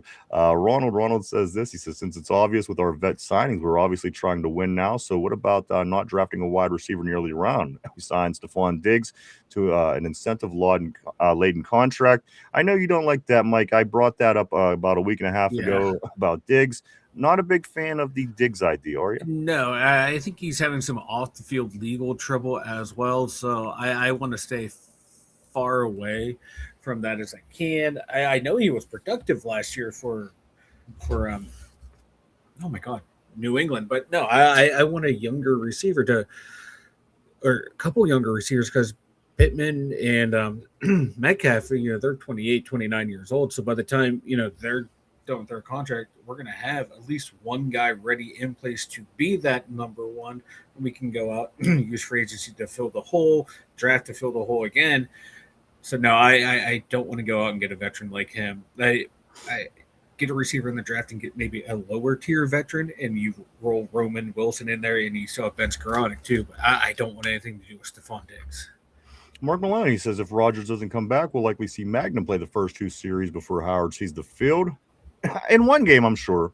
But again, I think as the preseason goes on, You got to get him in there again. Start a game out. Give him the game. See what he could do. Ty says, you missed that. Laugh my ass off. Corey, don't drink that. Here's what I want to see from a new quarterback. How did he manage the offense in college? Did he move the defense off of his guys with different looks? Did he know when to audible? How did he manage the time? All valid points, Corey, for sure. Christophus, my man, he says this: if Aaron Rodgers is not signed by the draft, we should move on. No more divas in the locker room. In theory, I love that idea because I do. I hate the BS, but you know what? At the end of the day, he's probably our best option this year, probably our best chance to win football games. So I'm torn because I hate all the diva BS, but at the end of the day, I realize that he's our best opportunity this particular year, I think, at the quarterback position. I would think. Ty says this: no on Diggs. It's either Vega, Cooper Jr., Lemon, EM Dub, first round. And that's my next question, guys. But beyond Lemon, Mike, because a lot of people are saying that Lemon is probably the best wide receiver coming out of this draft. Who is legit number 2? Because, you hear the different names. You're the Cooper Juniors. The whole way down the list, Vega. Mike, who is legit number 2 wide receiver? Lemon's going to be tough to get, obviously. But if you're looking at the legit, clear-cut number 2 wide receiver in this wide receiver strong draft, who do you look to when you're looking for that person? For me, the toss-up is Mekhi Lemon and Jordan Tyson. I think they're the 2 best in the draft. I think Jordan Tyson, if it wasn't for his injury concerns, would be the clear-cut number 1. He just does everything so well. It's just watching some more tape on him and some more highlights on him. Just the way he sets up his routes, the way he gets off off the line. Sometimes it doesn't even look like he's trying, and it lulls that DB into a false sense of security. Next thing you know, he has the DB looking for his jock. I love the way he catches the ball. I love the way he's able to work without the ball. He's a tough player because without the terrible knee injuries and the ankles, the shoulders, and the hams, he would be the clear-cut number 1. I know a lot of people like Cardinal Tate. For me, I've become a big believer in Jordan Tyson. Big red flags though with all those injuries. So I'd put all that said. I like Mekhi Lemon and Jordan Tyson, Omar Cooper Jr. are my 3, and I'm falling in love in the second or third round. Ted Hurst out of I think Georgia State. He's a smaller school, but let's watch some more stuff on him. He's great, but yeah, Jordan Tyson would be 1A, 1B. Mekhi Lemon 1A, 1B. All right, that's a good question because again, this is a wide receiver rich draft, Mike. Yeah. And a lot of people just, like myself, I'm just trying to figure out who the top tier is, who right down from that is. Let me get back up. Yeah, I was gonna say real quick though, I would love us to have Tyson, but I don't want him to play on this shitty ass fucking field. With all the injuries that he has, the soft tissues in the knees, for me, the Steelers should not draft him at all, even if he's sitting there. I don't want to lose him for a year or 2 with bad injuries because of this shitty surface. Christine Go Black and Gold says, yes, Ty, LOL, I was trying to fix my lawnmower. Corey, don't drink that says those are the most important things to me. Any quarterback can throw the ball. I want to know if you can, if between the ears, you're right. That's where you become a great quarterback. What is something that Aaron Rodgers, Drew Brees, Peyton Manning, and Tom Brady all had in common? They weren't dummies between the ears. No, they saw the game at a completely different level. And, I couldn't agree with you more, Corey. I want to know the hand exactly. Because, at the end of the day, you're at that position because you can throw a football. You are at that point in your life. You're trying out for a pro team. You're trying to get into the pros. You can throw a football. It's what's between the ears is what separates the greats from everybody else. Ty says, no lady should be cutting grass, shaking my head. Steel Loyal says, tell that to my mom, Tyrone. Steel Loyal, his mom's cutting the grass all around the neighborhood. You got to see her. You got to see her out there. Like my mother, after her first day of cancer treatment, she was bitching because she couldn't go outside and cut the grass. Ty says, moms are goats. They sure are. Ty says this, Ryan, Mike, how many yards DK Pittman going to have and Rico Warren rushing? Mike? Ooh. I'm hoping a lot. I'm hoping a lot. It would be awesome if they both end up over 1,000 yards receiving. I have a feeling. I don't know if either of them will get there, but I think a lot of guys will flirt with 1,000. I think they'll flirt with 1,000. I think Mute will have around like 700. Darnell will have like 600. Ooh, So, you're thinking big year. I'm thinking that's what I want. That's what I'm expecting out of this offense. I'm being told by McCarthy's offenses are Mike, great. I've seen it. you have 3,300 yards wrapped up in 4 guys, and that's not Yeah, even yeah, the rookies. That's not yeah, even yeah, okay. yeah. I got faith in this team. All right, Guys are going to be flirting with a lot of high numbers. I like it. Let's Hey, just hey, it's preseason, baby. I'm allowed to go a little crazy. absolutely. Let's go to Christine. Good Black and Gold. She says we will definitely see Howard in preseason playing as a backup, which is all he will ever be. Just saying, LOL. Jamal says Carnell Tate. Okay, so this is coming to my question about who's the clear-cut number 2. I think we're going to start seeing the answers here. Jamal, of course, Black Magic says Carnell Tate. Tortilla says Tyson, Tate, Lemon, and Cooper. Tortilla Jackson, my man, he says, but Tyson is injury prone. He does say that in response to his initial message. Tyrone says talent is Tyson, but my ranks Tate number 1, 2 Cooper Jr., 3 Lemon, 4 Tyson, 5 Concepcion, 6 Bernard, 7 Boss. Look how fucking sorry for my language, but look how deep this wide receiver class is, Mike. It's really jeez, oh man. You haven't even gotten the people like Chris Bell out of Louisville, Brazel out of Tennessee, who people were like going like he could be the biggest boom or bust type of guy in the draft. Skylar Bell, he's a little older out of Kentucky or Connecticut, but he's still good. You haven't even hit, like Ted Hurst, which I just watching more stuff on him. He reminds you of George Pickens without the attitude. And my God, there's still even guys later on, Jacoby Lane out of USC. So there's a lot of good receivers. I think some of these guys are going to slot in as nice number 3s, but you might get them in the 3rd round. And if they're going to be your number 3 receiver in this offense, that's going to be, I'd take that all day, every day, because they can make plays for you in this offense. They'll be very productive players.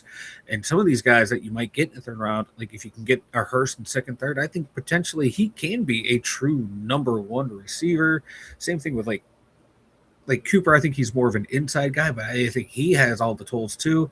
There's a lot of good receivers in this draft, man, which only makes sense because college has become very pass heavy, just like the pros. Oh, absolutely. And Somber agrees with you right here on the board. Mike says people sleeping on Chris Bell. Let's get to Mark Maloney says, yeah, Tyson is probably the best. Christine says this, I think Tyson is the best in the draft. He's only 21. Injury rise, rub some dirt on it, and he'll be fine. Let's go to Somber. Somber says Tyson has really good bend at the top of his routes at full speed. Let's go right here to Ronald. Ronald says, okay, no digs. Let's just stick with good, nice woman beaters like James Harrison. He was a little angel. Let's go to Mark Malone. Mark Malone says, supposedly the Junies are doing something different with the field this year.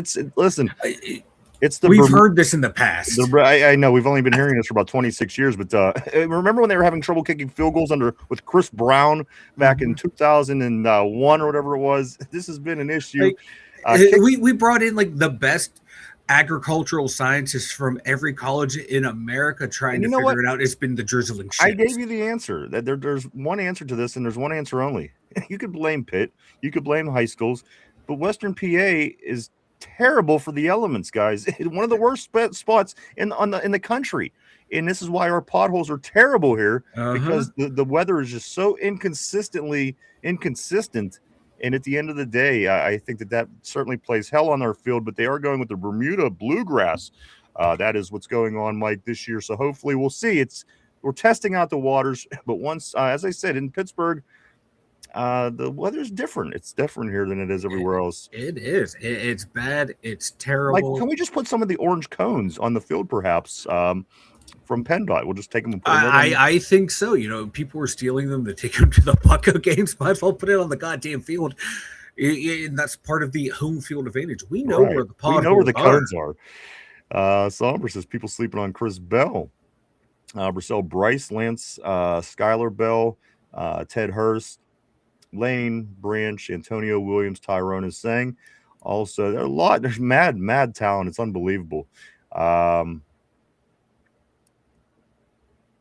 Right here is where we are. Corey, don't drink that, says I think McCarthy is going to try and make a splash. He's going to take a tackle first and trade back into the first for a quarterback or a wide receiver. Ty says those second, third round tortilla, a homegrown wife beater is different. Jesus Christ. Everybody could love a homegrown wife beater. Let's go to Mark Malone. UMF ever tried mowing limestone? A couple of things, Mike. that is such a Mark Malone comment. Like, it broke my brain. It literally broke my brain.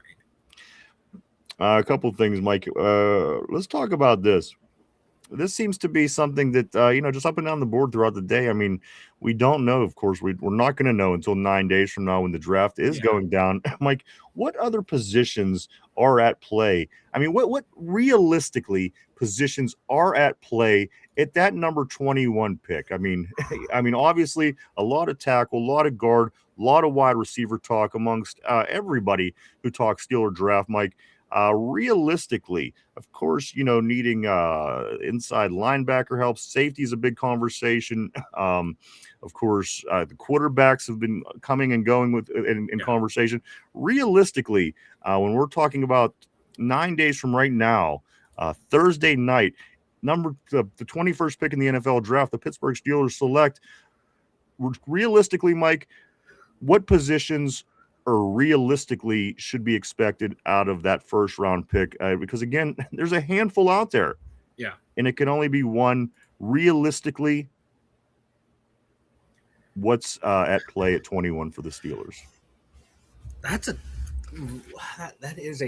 tough one to answer, because could be, for me, the most realistic picks for us, just based on like models that you're seeing, mocks that you're seeing, and just trying to figure out team needs.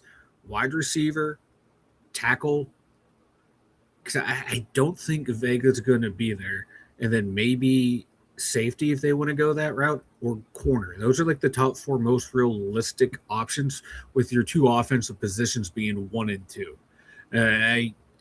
I can see us taking a corner if one's there that they really, really love, if your receivers are gone and your tackles are gone. But I think those are the most realistic. Let me just say offensive lineman and wide receiver, because some of those tackles are going to project to guard in the NFL based on like their playing style. So Mike, you expect nothing other than either offensive line, and then that's the way I formed the question that way. Because in my opinion, that's the common sense answer. Yeah. You're either going with your wide receiver, or you're going to go something on that left side of the line. So what you're saying is it's pretty safe to assume. Yeah. Safe to assume it's going to be those two, but I would not be surprised if a corner or a safety's there and they want to bolster the secondary, because I think you can go that route too, just based on who gets picked before you, because you never know what the hell is going to happen. Like, is bolstering the secondary as important as shoring up this line? That's the only question I have. But the thing is, like, if their internal boards are saying like, hey, this corner is rated so much higher than these available linemen, we would be stupid to take one of these linemen because we can get someone of a more or less equivalent value in the second or third round. Then you would go and get your corner or safety. But those are the four positions for me that make sense. If Kenyon Sadiq's there and some of the receivers are gone, I can see them going tight end. Right.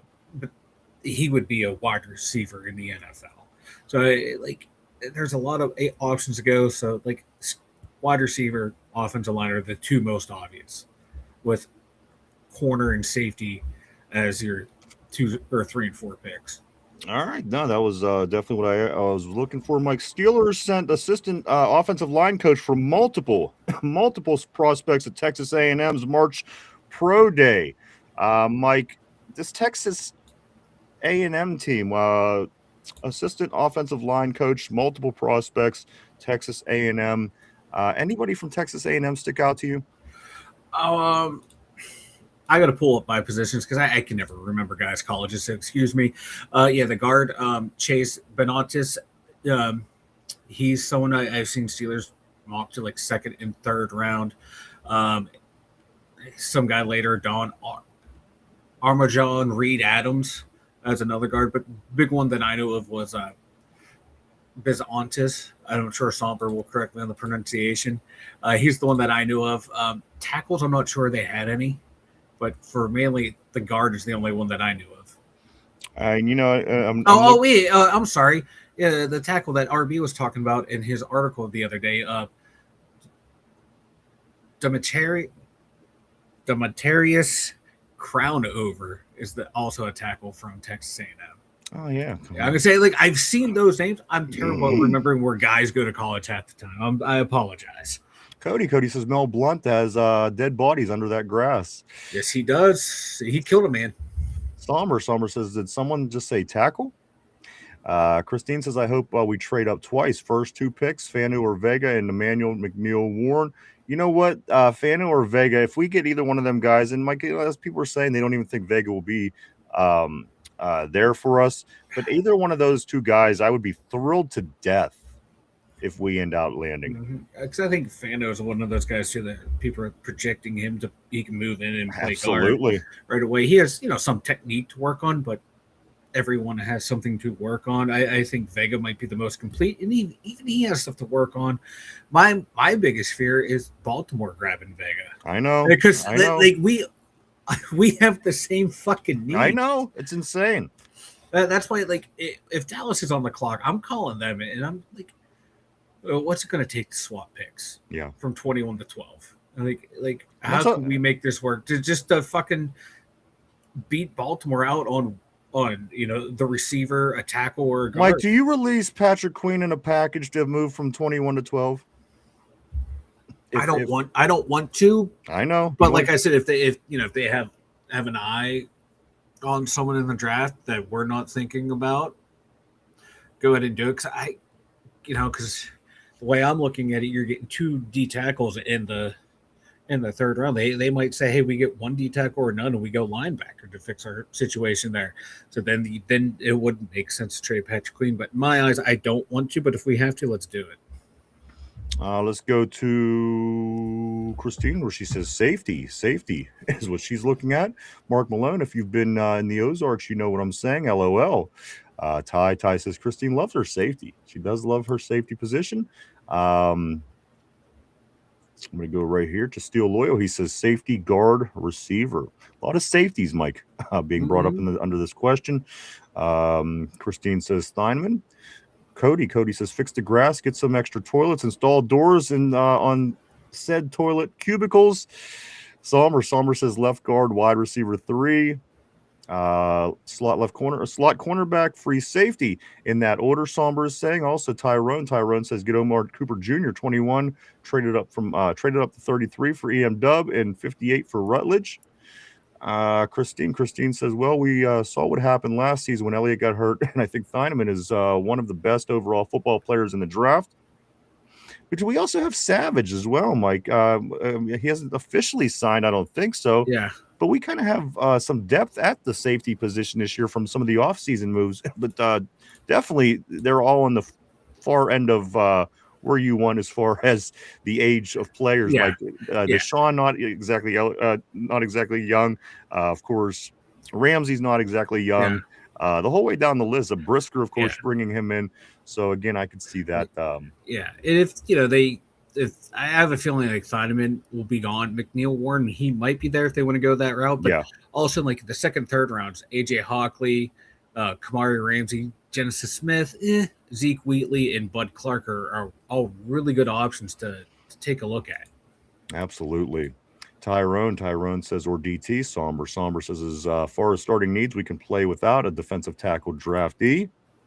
Ronald says this, talk about a deep wide receiver draft. Wide receiver Eric McAllister of TCU, a 1,200-yard wide receiver who's 6'4", 200 pounds, who is faster than Tater Lemon. He will likely go undrafted. To keep an eye on him after the draft, Mike.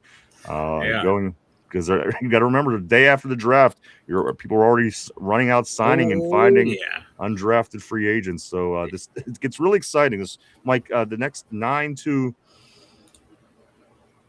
15 days, give or take, because as I said, immediately after the draft's over, people were signing like now. So Yeah, as soon as that that Mr. Irrelevant is announced, phone calls are being made. Even like in that 7th round, agents are calling teams are calling agents. Hey, if you don't get signed, what are you thinking about? yeah, right.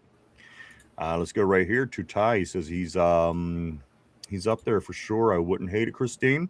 Somber says you're close enough, Mike. LOL. Demetrius. Demetrius. Thank you. I was trying to pronounce every single letter the way it should be. I apologize. Cody I'm the says worst at it, man. Mike would kill to get more Penn State guys. You know what? Fine. Here's my ideal draft. Round 1, we are going Vega. Round 2, we're getting Zeke. Round 3, we're getting both running backs, and we're getting Drew Shelton, the tackle. And round 4, we're getting Zane Durant, baby. Where's Drew Aller? Drew Aller's got to be in there too. Drew Aller will get him in the 5th round, baby. Okay. Let's get to Tortilla. McAllister is not going undrafted. Ty says there's some close to that. Somber says this: if the Ratbirds don't draft a wide receiver in the first, I'll be shy. Absolutely. They need some hands. No two ways about that. It's just so funny, man. Like the Steelers and Ravens built after each other. Same fucking draft needs. I hate it. Dead ass Somers, what Ty says. Ty follows it up by saying Savage ain't it. A Duggar type, Mike. Tyrone make a play, then get barbecue chicken. Tyrone follows it up by saying Brisker JPJ duo. I can't wait to see that. Christine says Bud Clark I like. But Clark.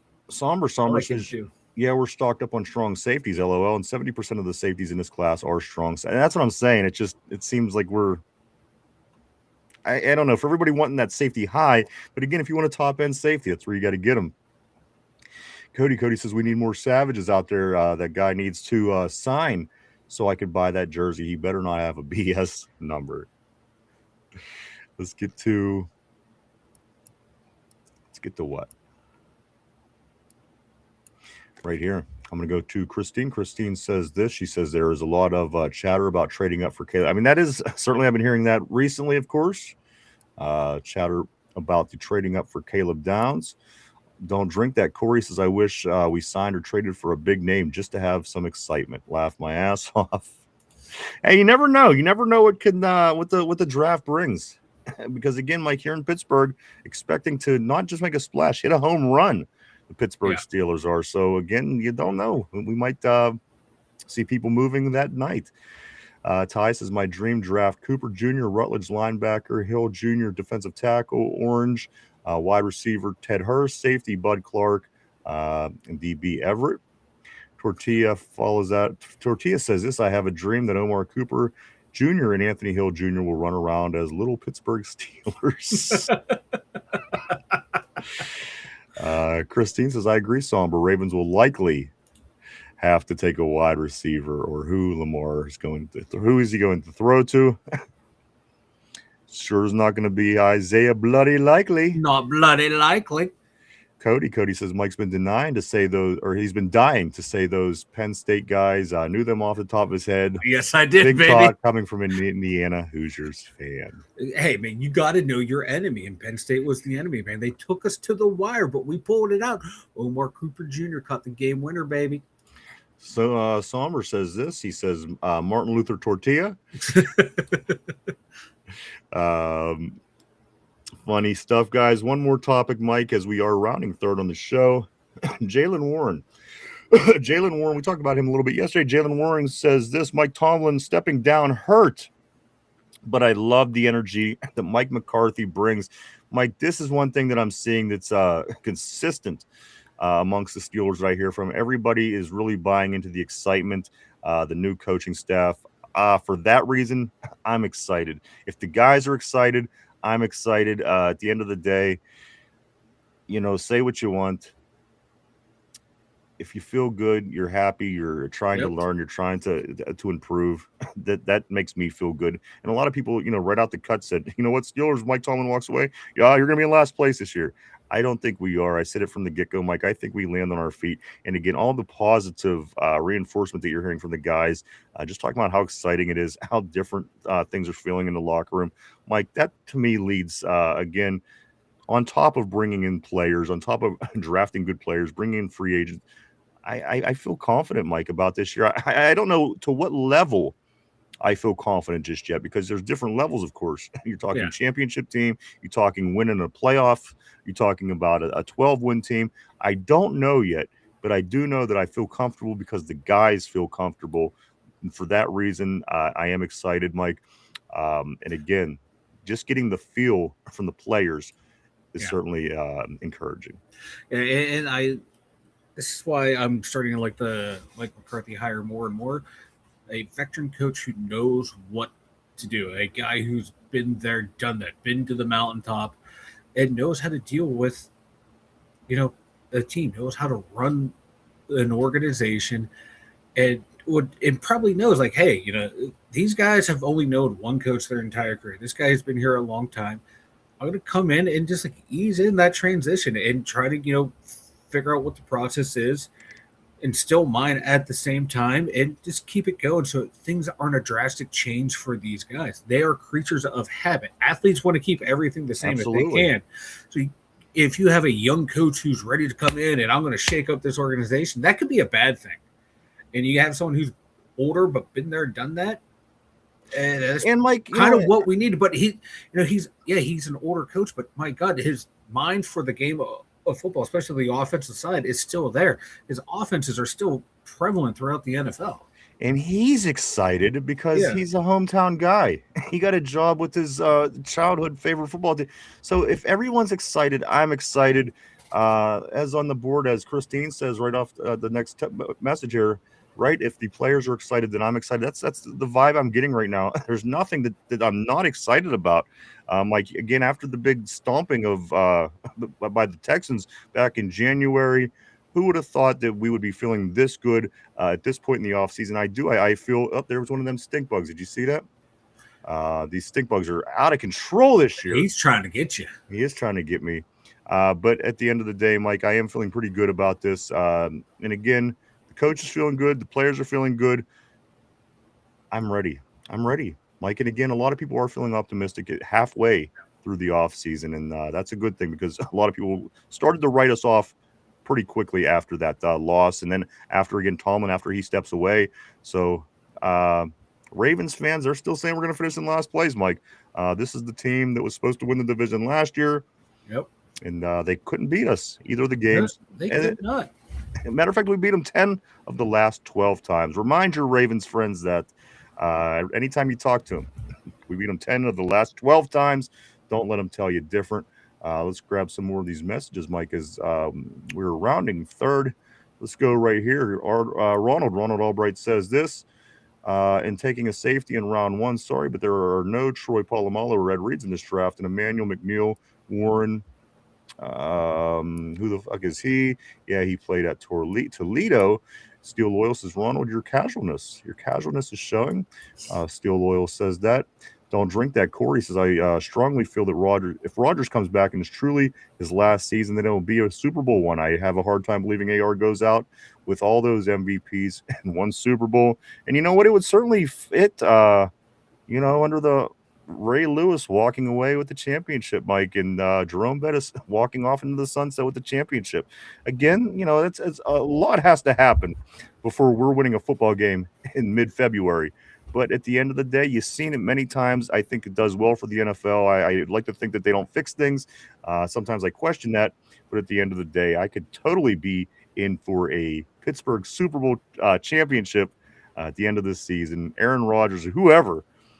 I think we would all like that. I'd take it. Like, I don't care who gets me there. Just get me a goddamn Super Bowl. Tortilla, Old McDonald is still in 2025. Somber, let him send him to the Matrix. Steel Loyal says facts. Skip the penalty box. Tied penalty box. Let's go right here. Christine says, Ronald, that attitude is not going to put a ring on my finger. Come on, lock it up. Lock it up, Ronald. Get back in the game, brother. Let's go right here to Dude. Dude says, I'm right there with you, Ryan. I can't stand a negative naysayer, but still calls himself a big Steeler fan. Ronald Albright says, this still loyal. Your gayness is showing. These two had a couple There's been a couple. The board's getting heated today. The Couple closer we bouts. get to the draft, man, it's heating up. Let's get to Somber. He says, bah, I'm in tears. Ty says, laugh my ass off. Christine Tortilla says, that's the game ball. Ty says, that's definitely game ball. Somber says, bro, got to be ancient with the comeback joke. LOL. Ronald says, Christine, I was a Navy SEAL for 8 years in Coronado, California. Fighting is what I do. Cody says this. He says, yeah, Ronaldo, listen to Christine. Let's go right here to Corey. Don't drink that. He says Peyton Manning, Jerome Bettis, Michael Strahan, Ray Lewis. All those big names all went out in their last season. Is with the Super Bowl sounds kind of rigged to me. But Corey, you like myself are a conspiracy theorist, and everything sounds rigged to us. So it's hard to say. But I'll take it. If the Steelers could win this year on Aaron Rodgers' last day out, I will certainly last time out. I'll certainly take that. Feel the steel. People were asking about you the other day. Feel the steel. Great seeing you on the terrible board, my man. Big part of the Steelers seasons here on the show on the terrible board. Feel the steel. What's up, Watt haters? Boom is the one Steeler. Good thing Steele was not here yesterday, brother. I don't, but somebody just recently asked about Feel the Steel on the board. Hope everything is going good for you down in Texas, sir. Miss hearing from you. We're halfway there, bro, and we have the draft next week. Hope things are good for you, sir. Steel Loyal said there's a reason that comment didn't show. Steel Loyal says Navy SEAL. Tortilla, nothing wrong. Or Ronald, nothing is gayer than pretending you know what you're talking about and clearly don't. Oh yeah. Oh my God, board today, man. The board today. They're feisty. It's a feisty group. H Mason, I do want to say what's up and welcome to the terrible board. Welcome to the show. He says, yes, offensive lineman first round. I'm right there with you, H. Mason. It's necessary. And again, they do it all, Mike. They really started building this team about 4 years ago with that in mind. Let's work on the lines and work our way out. Blah blah blah. We've talked about that whole conversation, or that whole.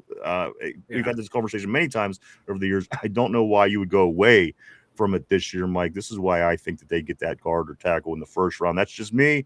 They do it every damn year. Come on. They go number one with linemen almost every year. Mike Broderick Jones, Fatanu. Then on the defensive side, Harmon. Frazier wasn't a one, but still early. For me, it really feels like an offensive line first round pick year. It's just kind of what the Steelers have been doing to build this team.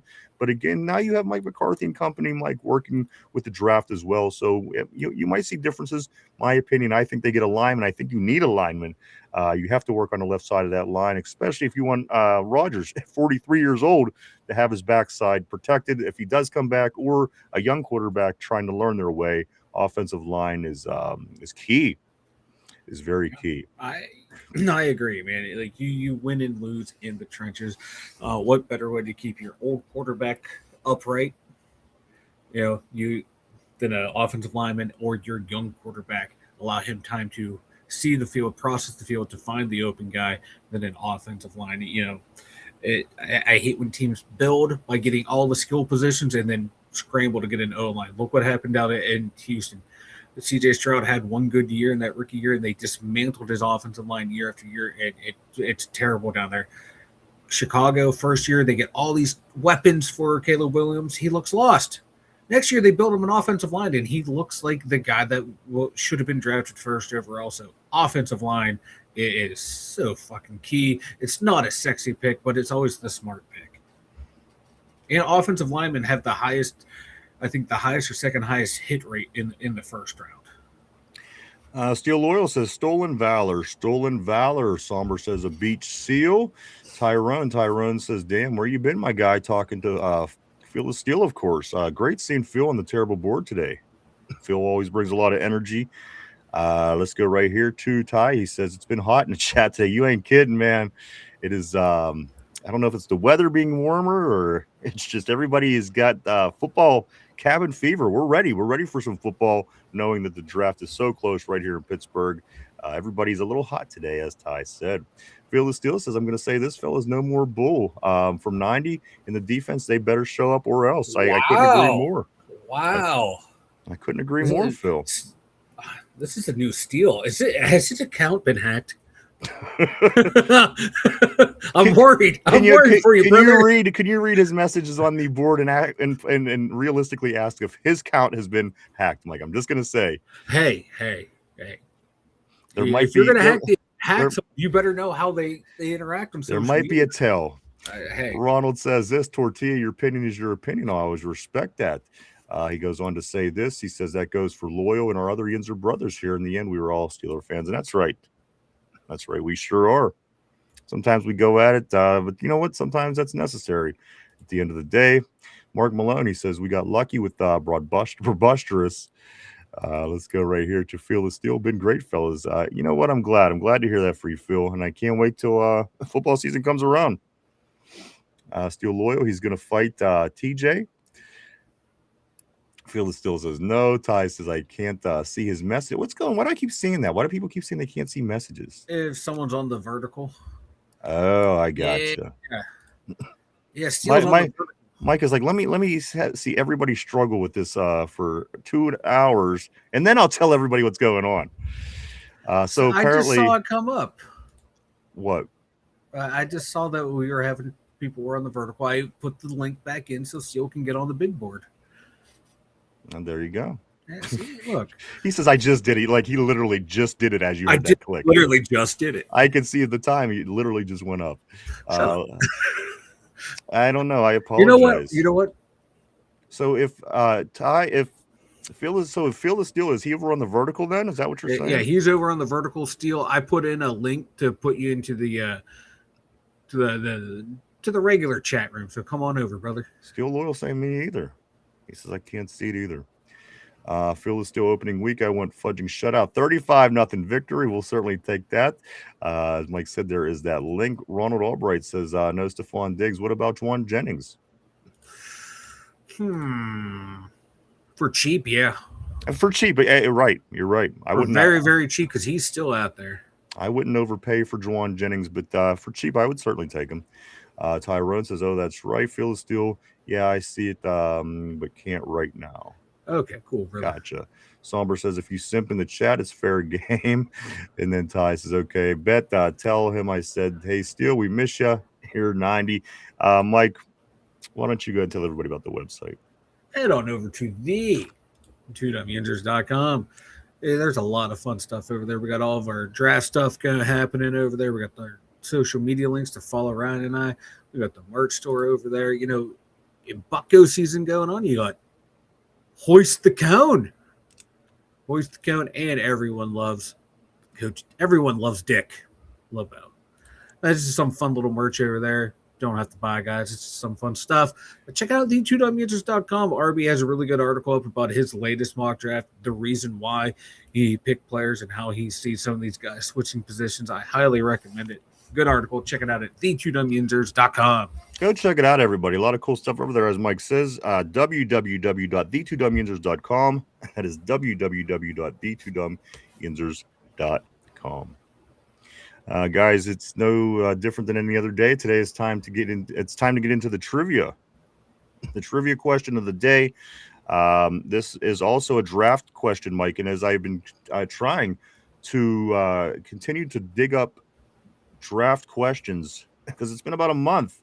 You figure once draft season started, and I got another one. So put on your thinking cap. Everybody at home, put on your thinking caps as well. Everybody on the board. Here we go. Question of the day. Draft question. Here we go. What year did the NFL expand the draft to its current Thursday to Saturday format? I remember it used to be in the week way back in the day, and then they changed it to the weekend. And just recently, somewhat recently, they changed it from Thursday to Saturday. So with that being said, let me ask you the question one more time. What year did the NFL expand the draft to its current Thursday to Saturday format? Take a minute to think that over. We're live 5 days a week right here, Monday through Friday, 11:30 a.m. to 2:30 p.m. every day right here on the tube. On the tube.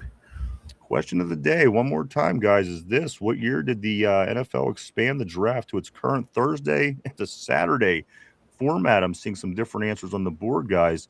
Let's take a look at what they are saying. Damn good question. Ty says this. Steel Loyal says 2003. Tyrone is saying my birth year 2001. RB 2014. Tortilla says 2020. Cody says Tim Rollins. Ronald Albright saying 2010. A lot of different answers on the board. Mike, what is your thought process for this question? Again, let me read it one more time for you.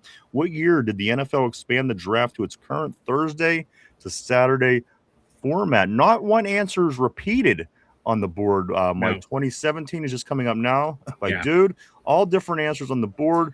What is your thought process regarding I kind of don't want to question of the day? I kind of don't want to answer this because I actually had a conversation with someone about this yesterday, and I had to look up the day, so I just know it by looking it up yesterday. I'm going to go with, I hope I'm remembering this correctly, 2010. 2010 is when the format changed, and it actually increased viewership. Is this the final answer? Is this your final answer? My final answer.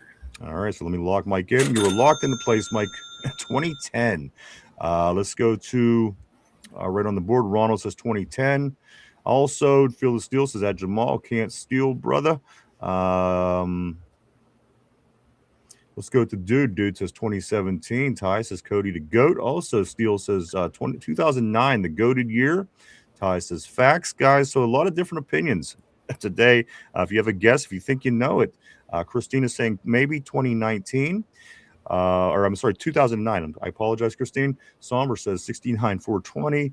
Again, the question of the day, guys, is this: what year did the NFL expand the draft to its current Thursday to Saturday form? Steel Loyal says I was waiting for that Somber.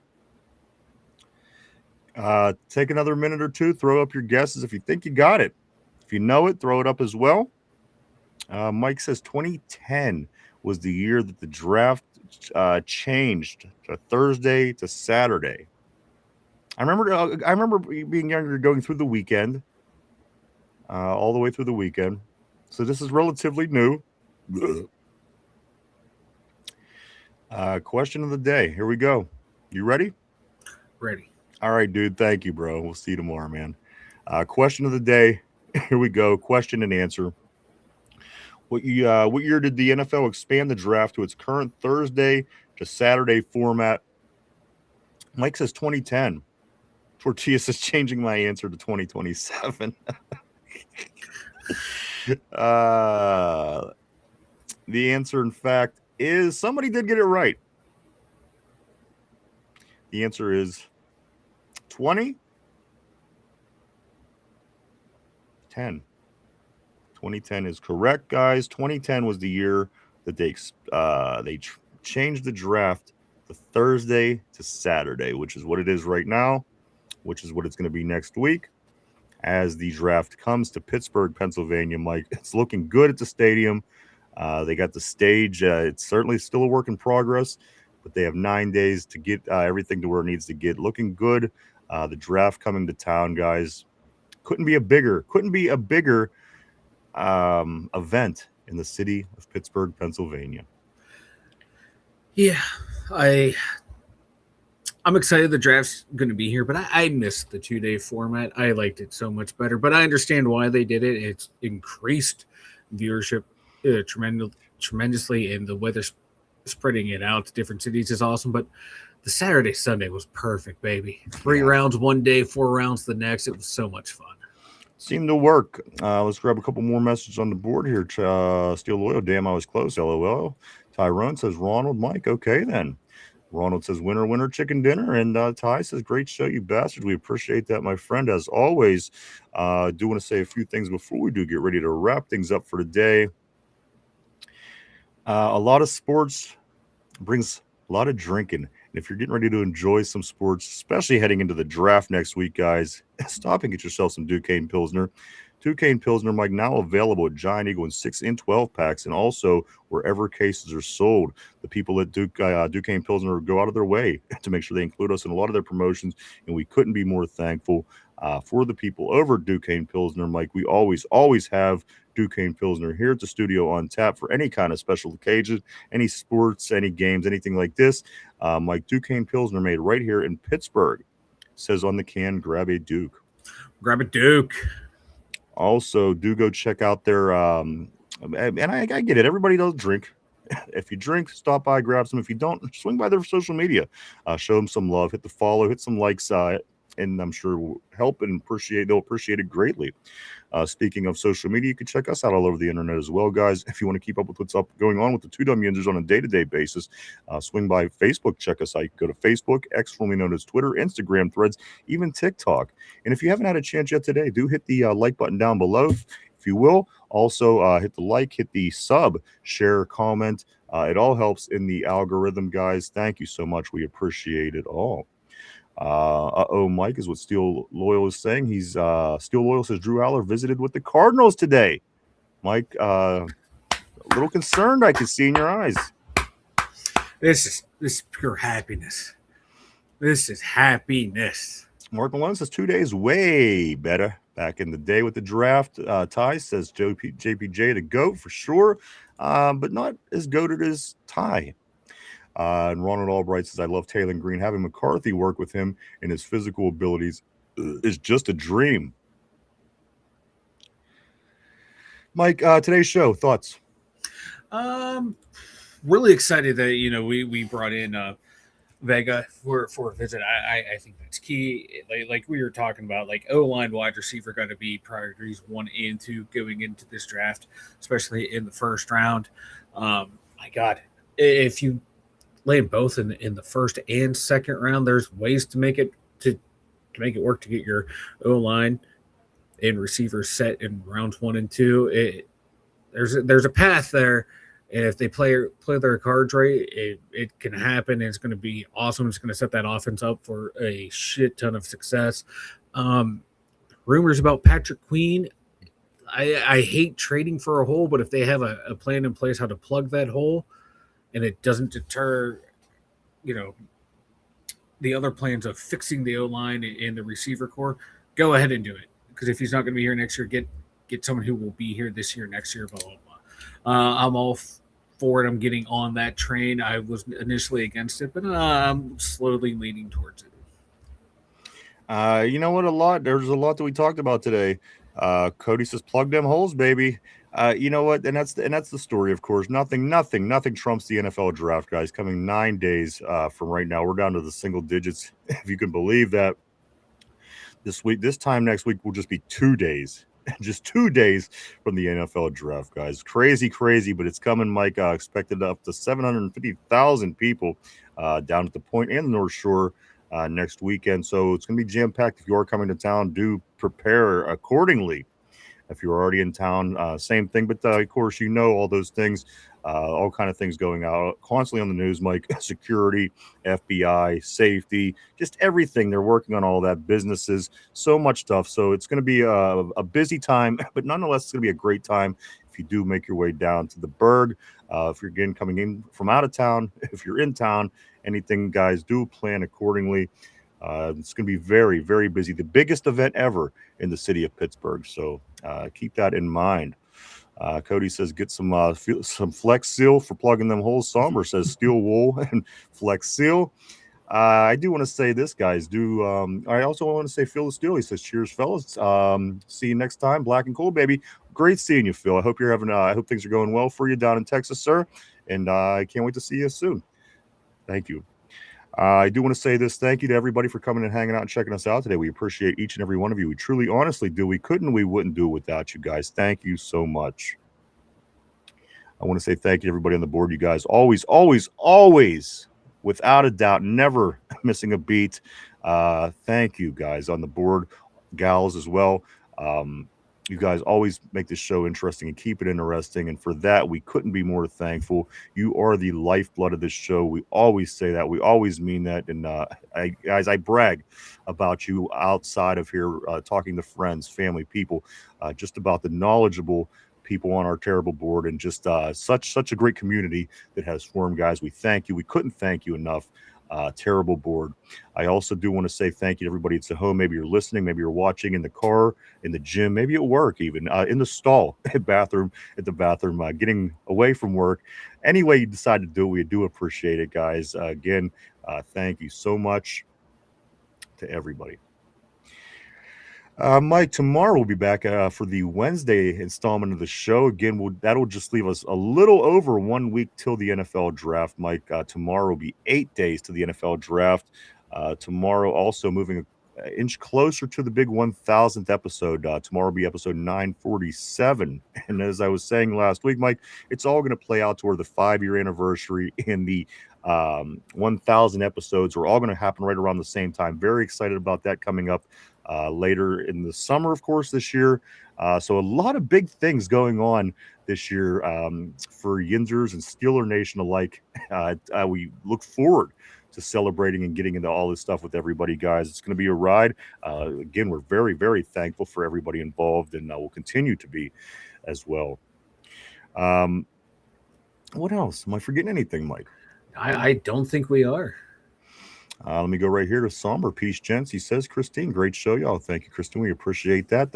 Love seeing you here on the terrible board. Ty, great show, guys. My man, we appreciate that. Always love seeing the Ty. Tortilla says, Paul Blart Cavoli. Paul Blart. I'm sorry, Cavoli. Pittsburgh Pirates back at it today, 6:40, game 2 of this series against the Nationals. Mitch Keller on the hill, Mike, as the Pirates have the second best record in all of the major league, first place in the division. Hot right now. Mitch Keller tonight against Washington, game 2 of 4 today at 6:40. The Penguins also, they wrap up their regular season tonight at 9 o'clock in St. Louis, Missouri, the last game of the season for the Penguins before they start their playoff series this weekend against the Philadelphia Flyers. A lot of big things coming up for our Pittsburgh team, but nothing, again, bigger than the draft. Just 9 days away, guys, and we'll be back tomorrow to get into all that stuff and so much more. Very exciting time. Again, Mike, it feels like 1992 all over to me. Oh, your mic went out. I'm sorry. Yes, it does. The excitement is in the air. Absolutely.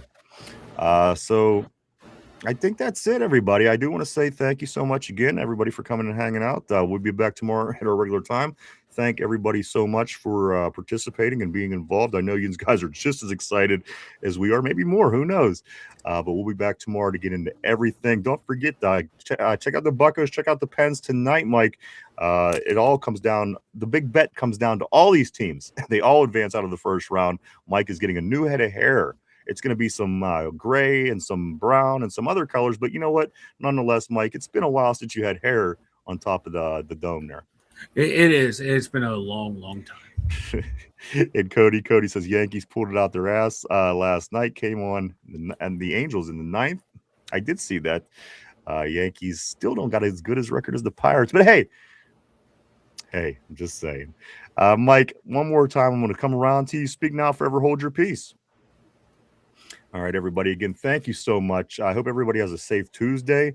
Enjoy yourself. I know certainly here in Western PA, it's going to be very warm for April. It's 81 degrees. So we're certainly going to be enjoying it here, trying to get some things in. But other than that, everybody, I'm just going to make sure I didn't forget anything. I think we're good. Thank you so much. Everybody have a great, safe Tuesday. We hope to see everybody tomorrow at our regular time. We do it all over again for RB, for Chop, for Derpy, for Finch, for Mike, myself, the two Dum Yinzers. Everybody have a great day, and we'll see you tomorrow. Bye-bye.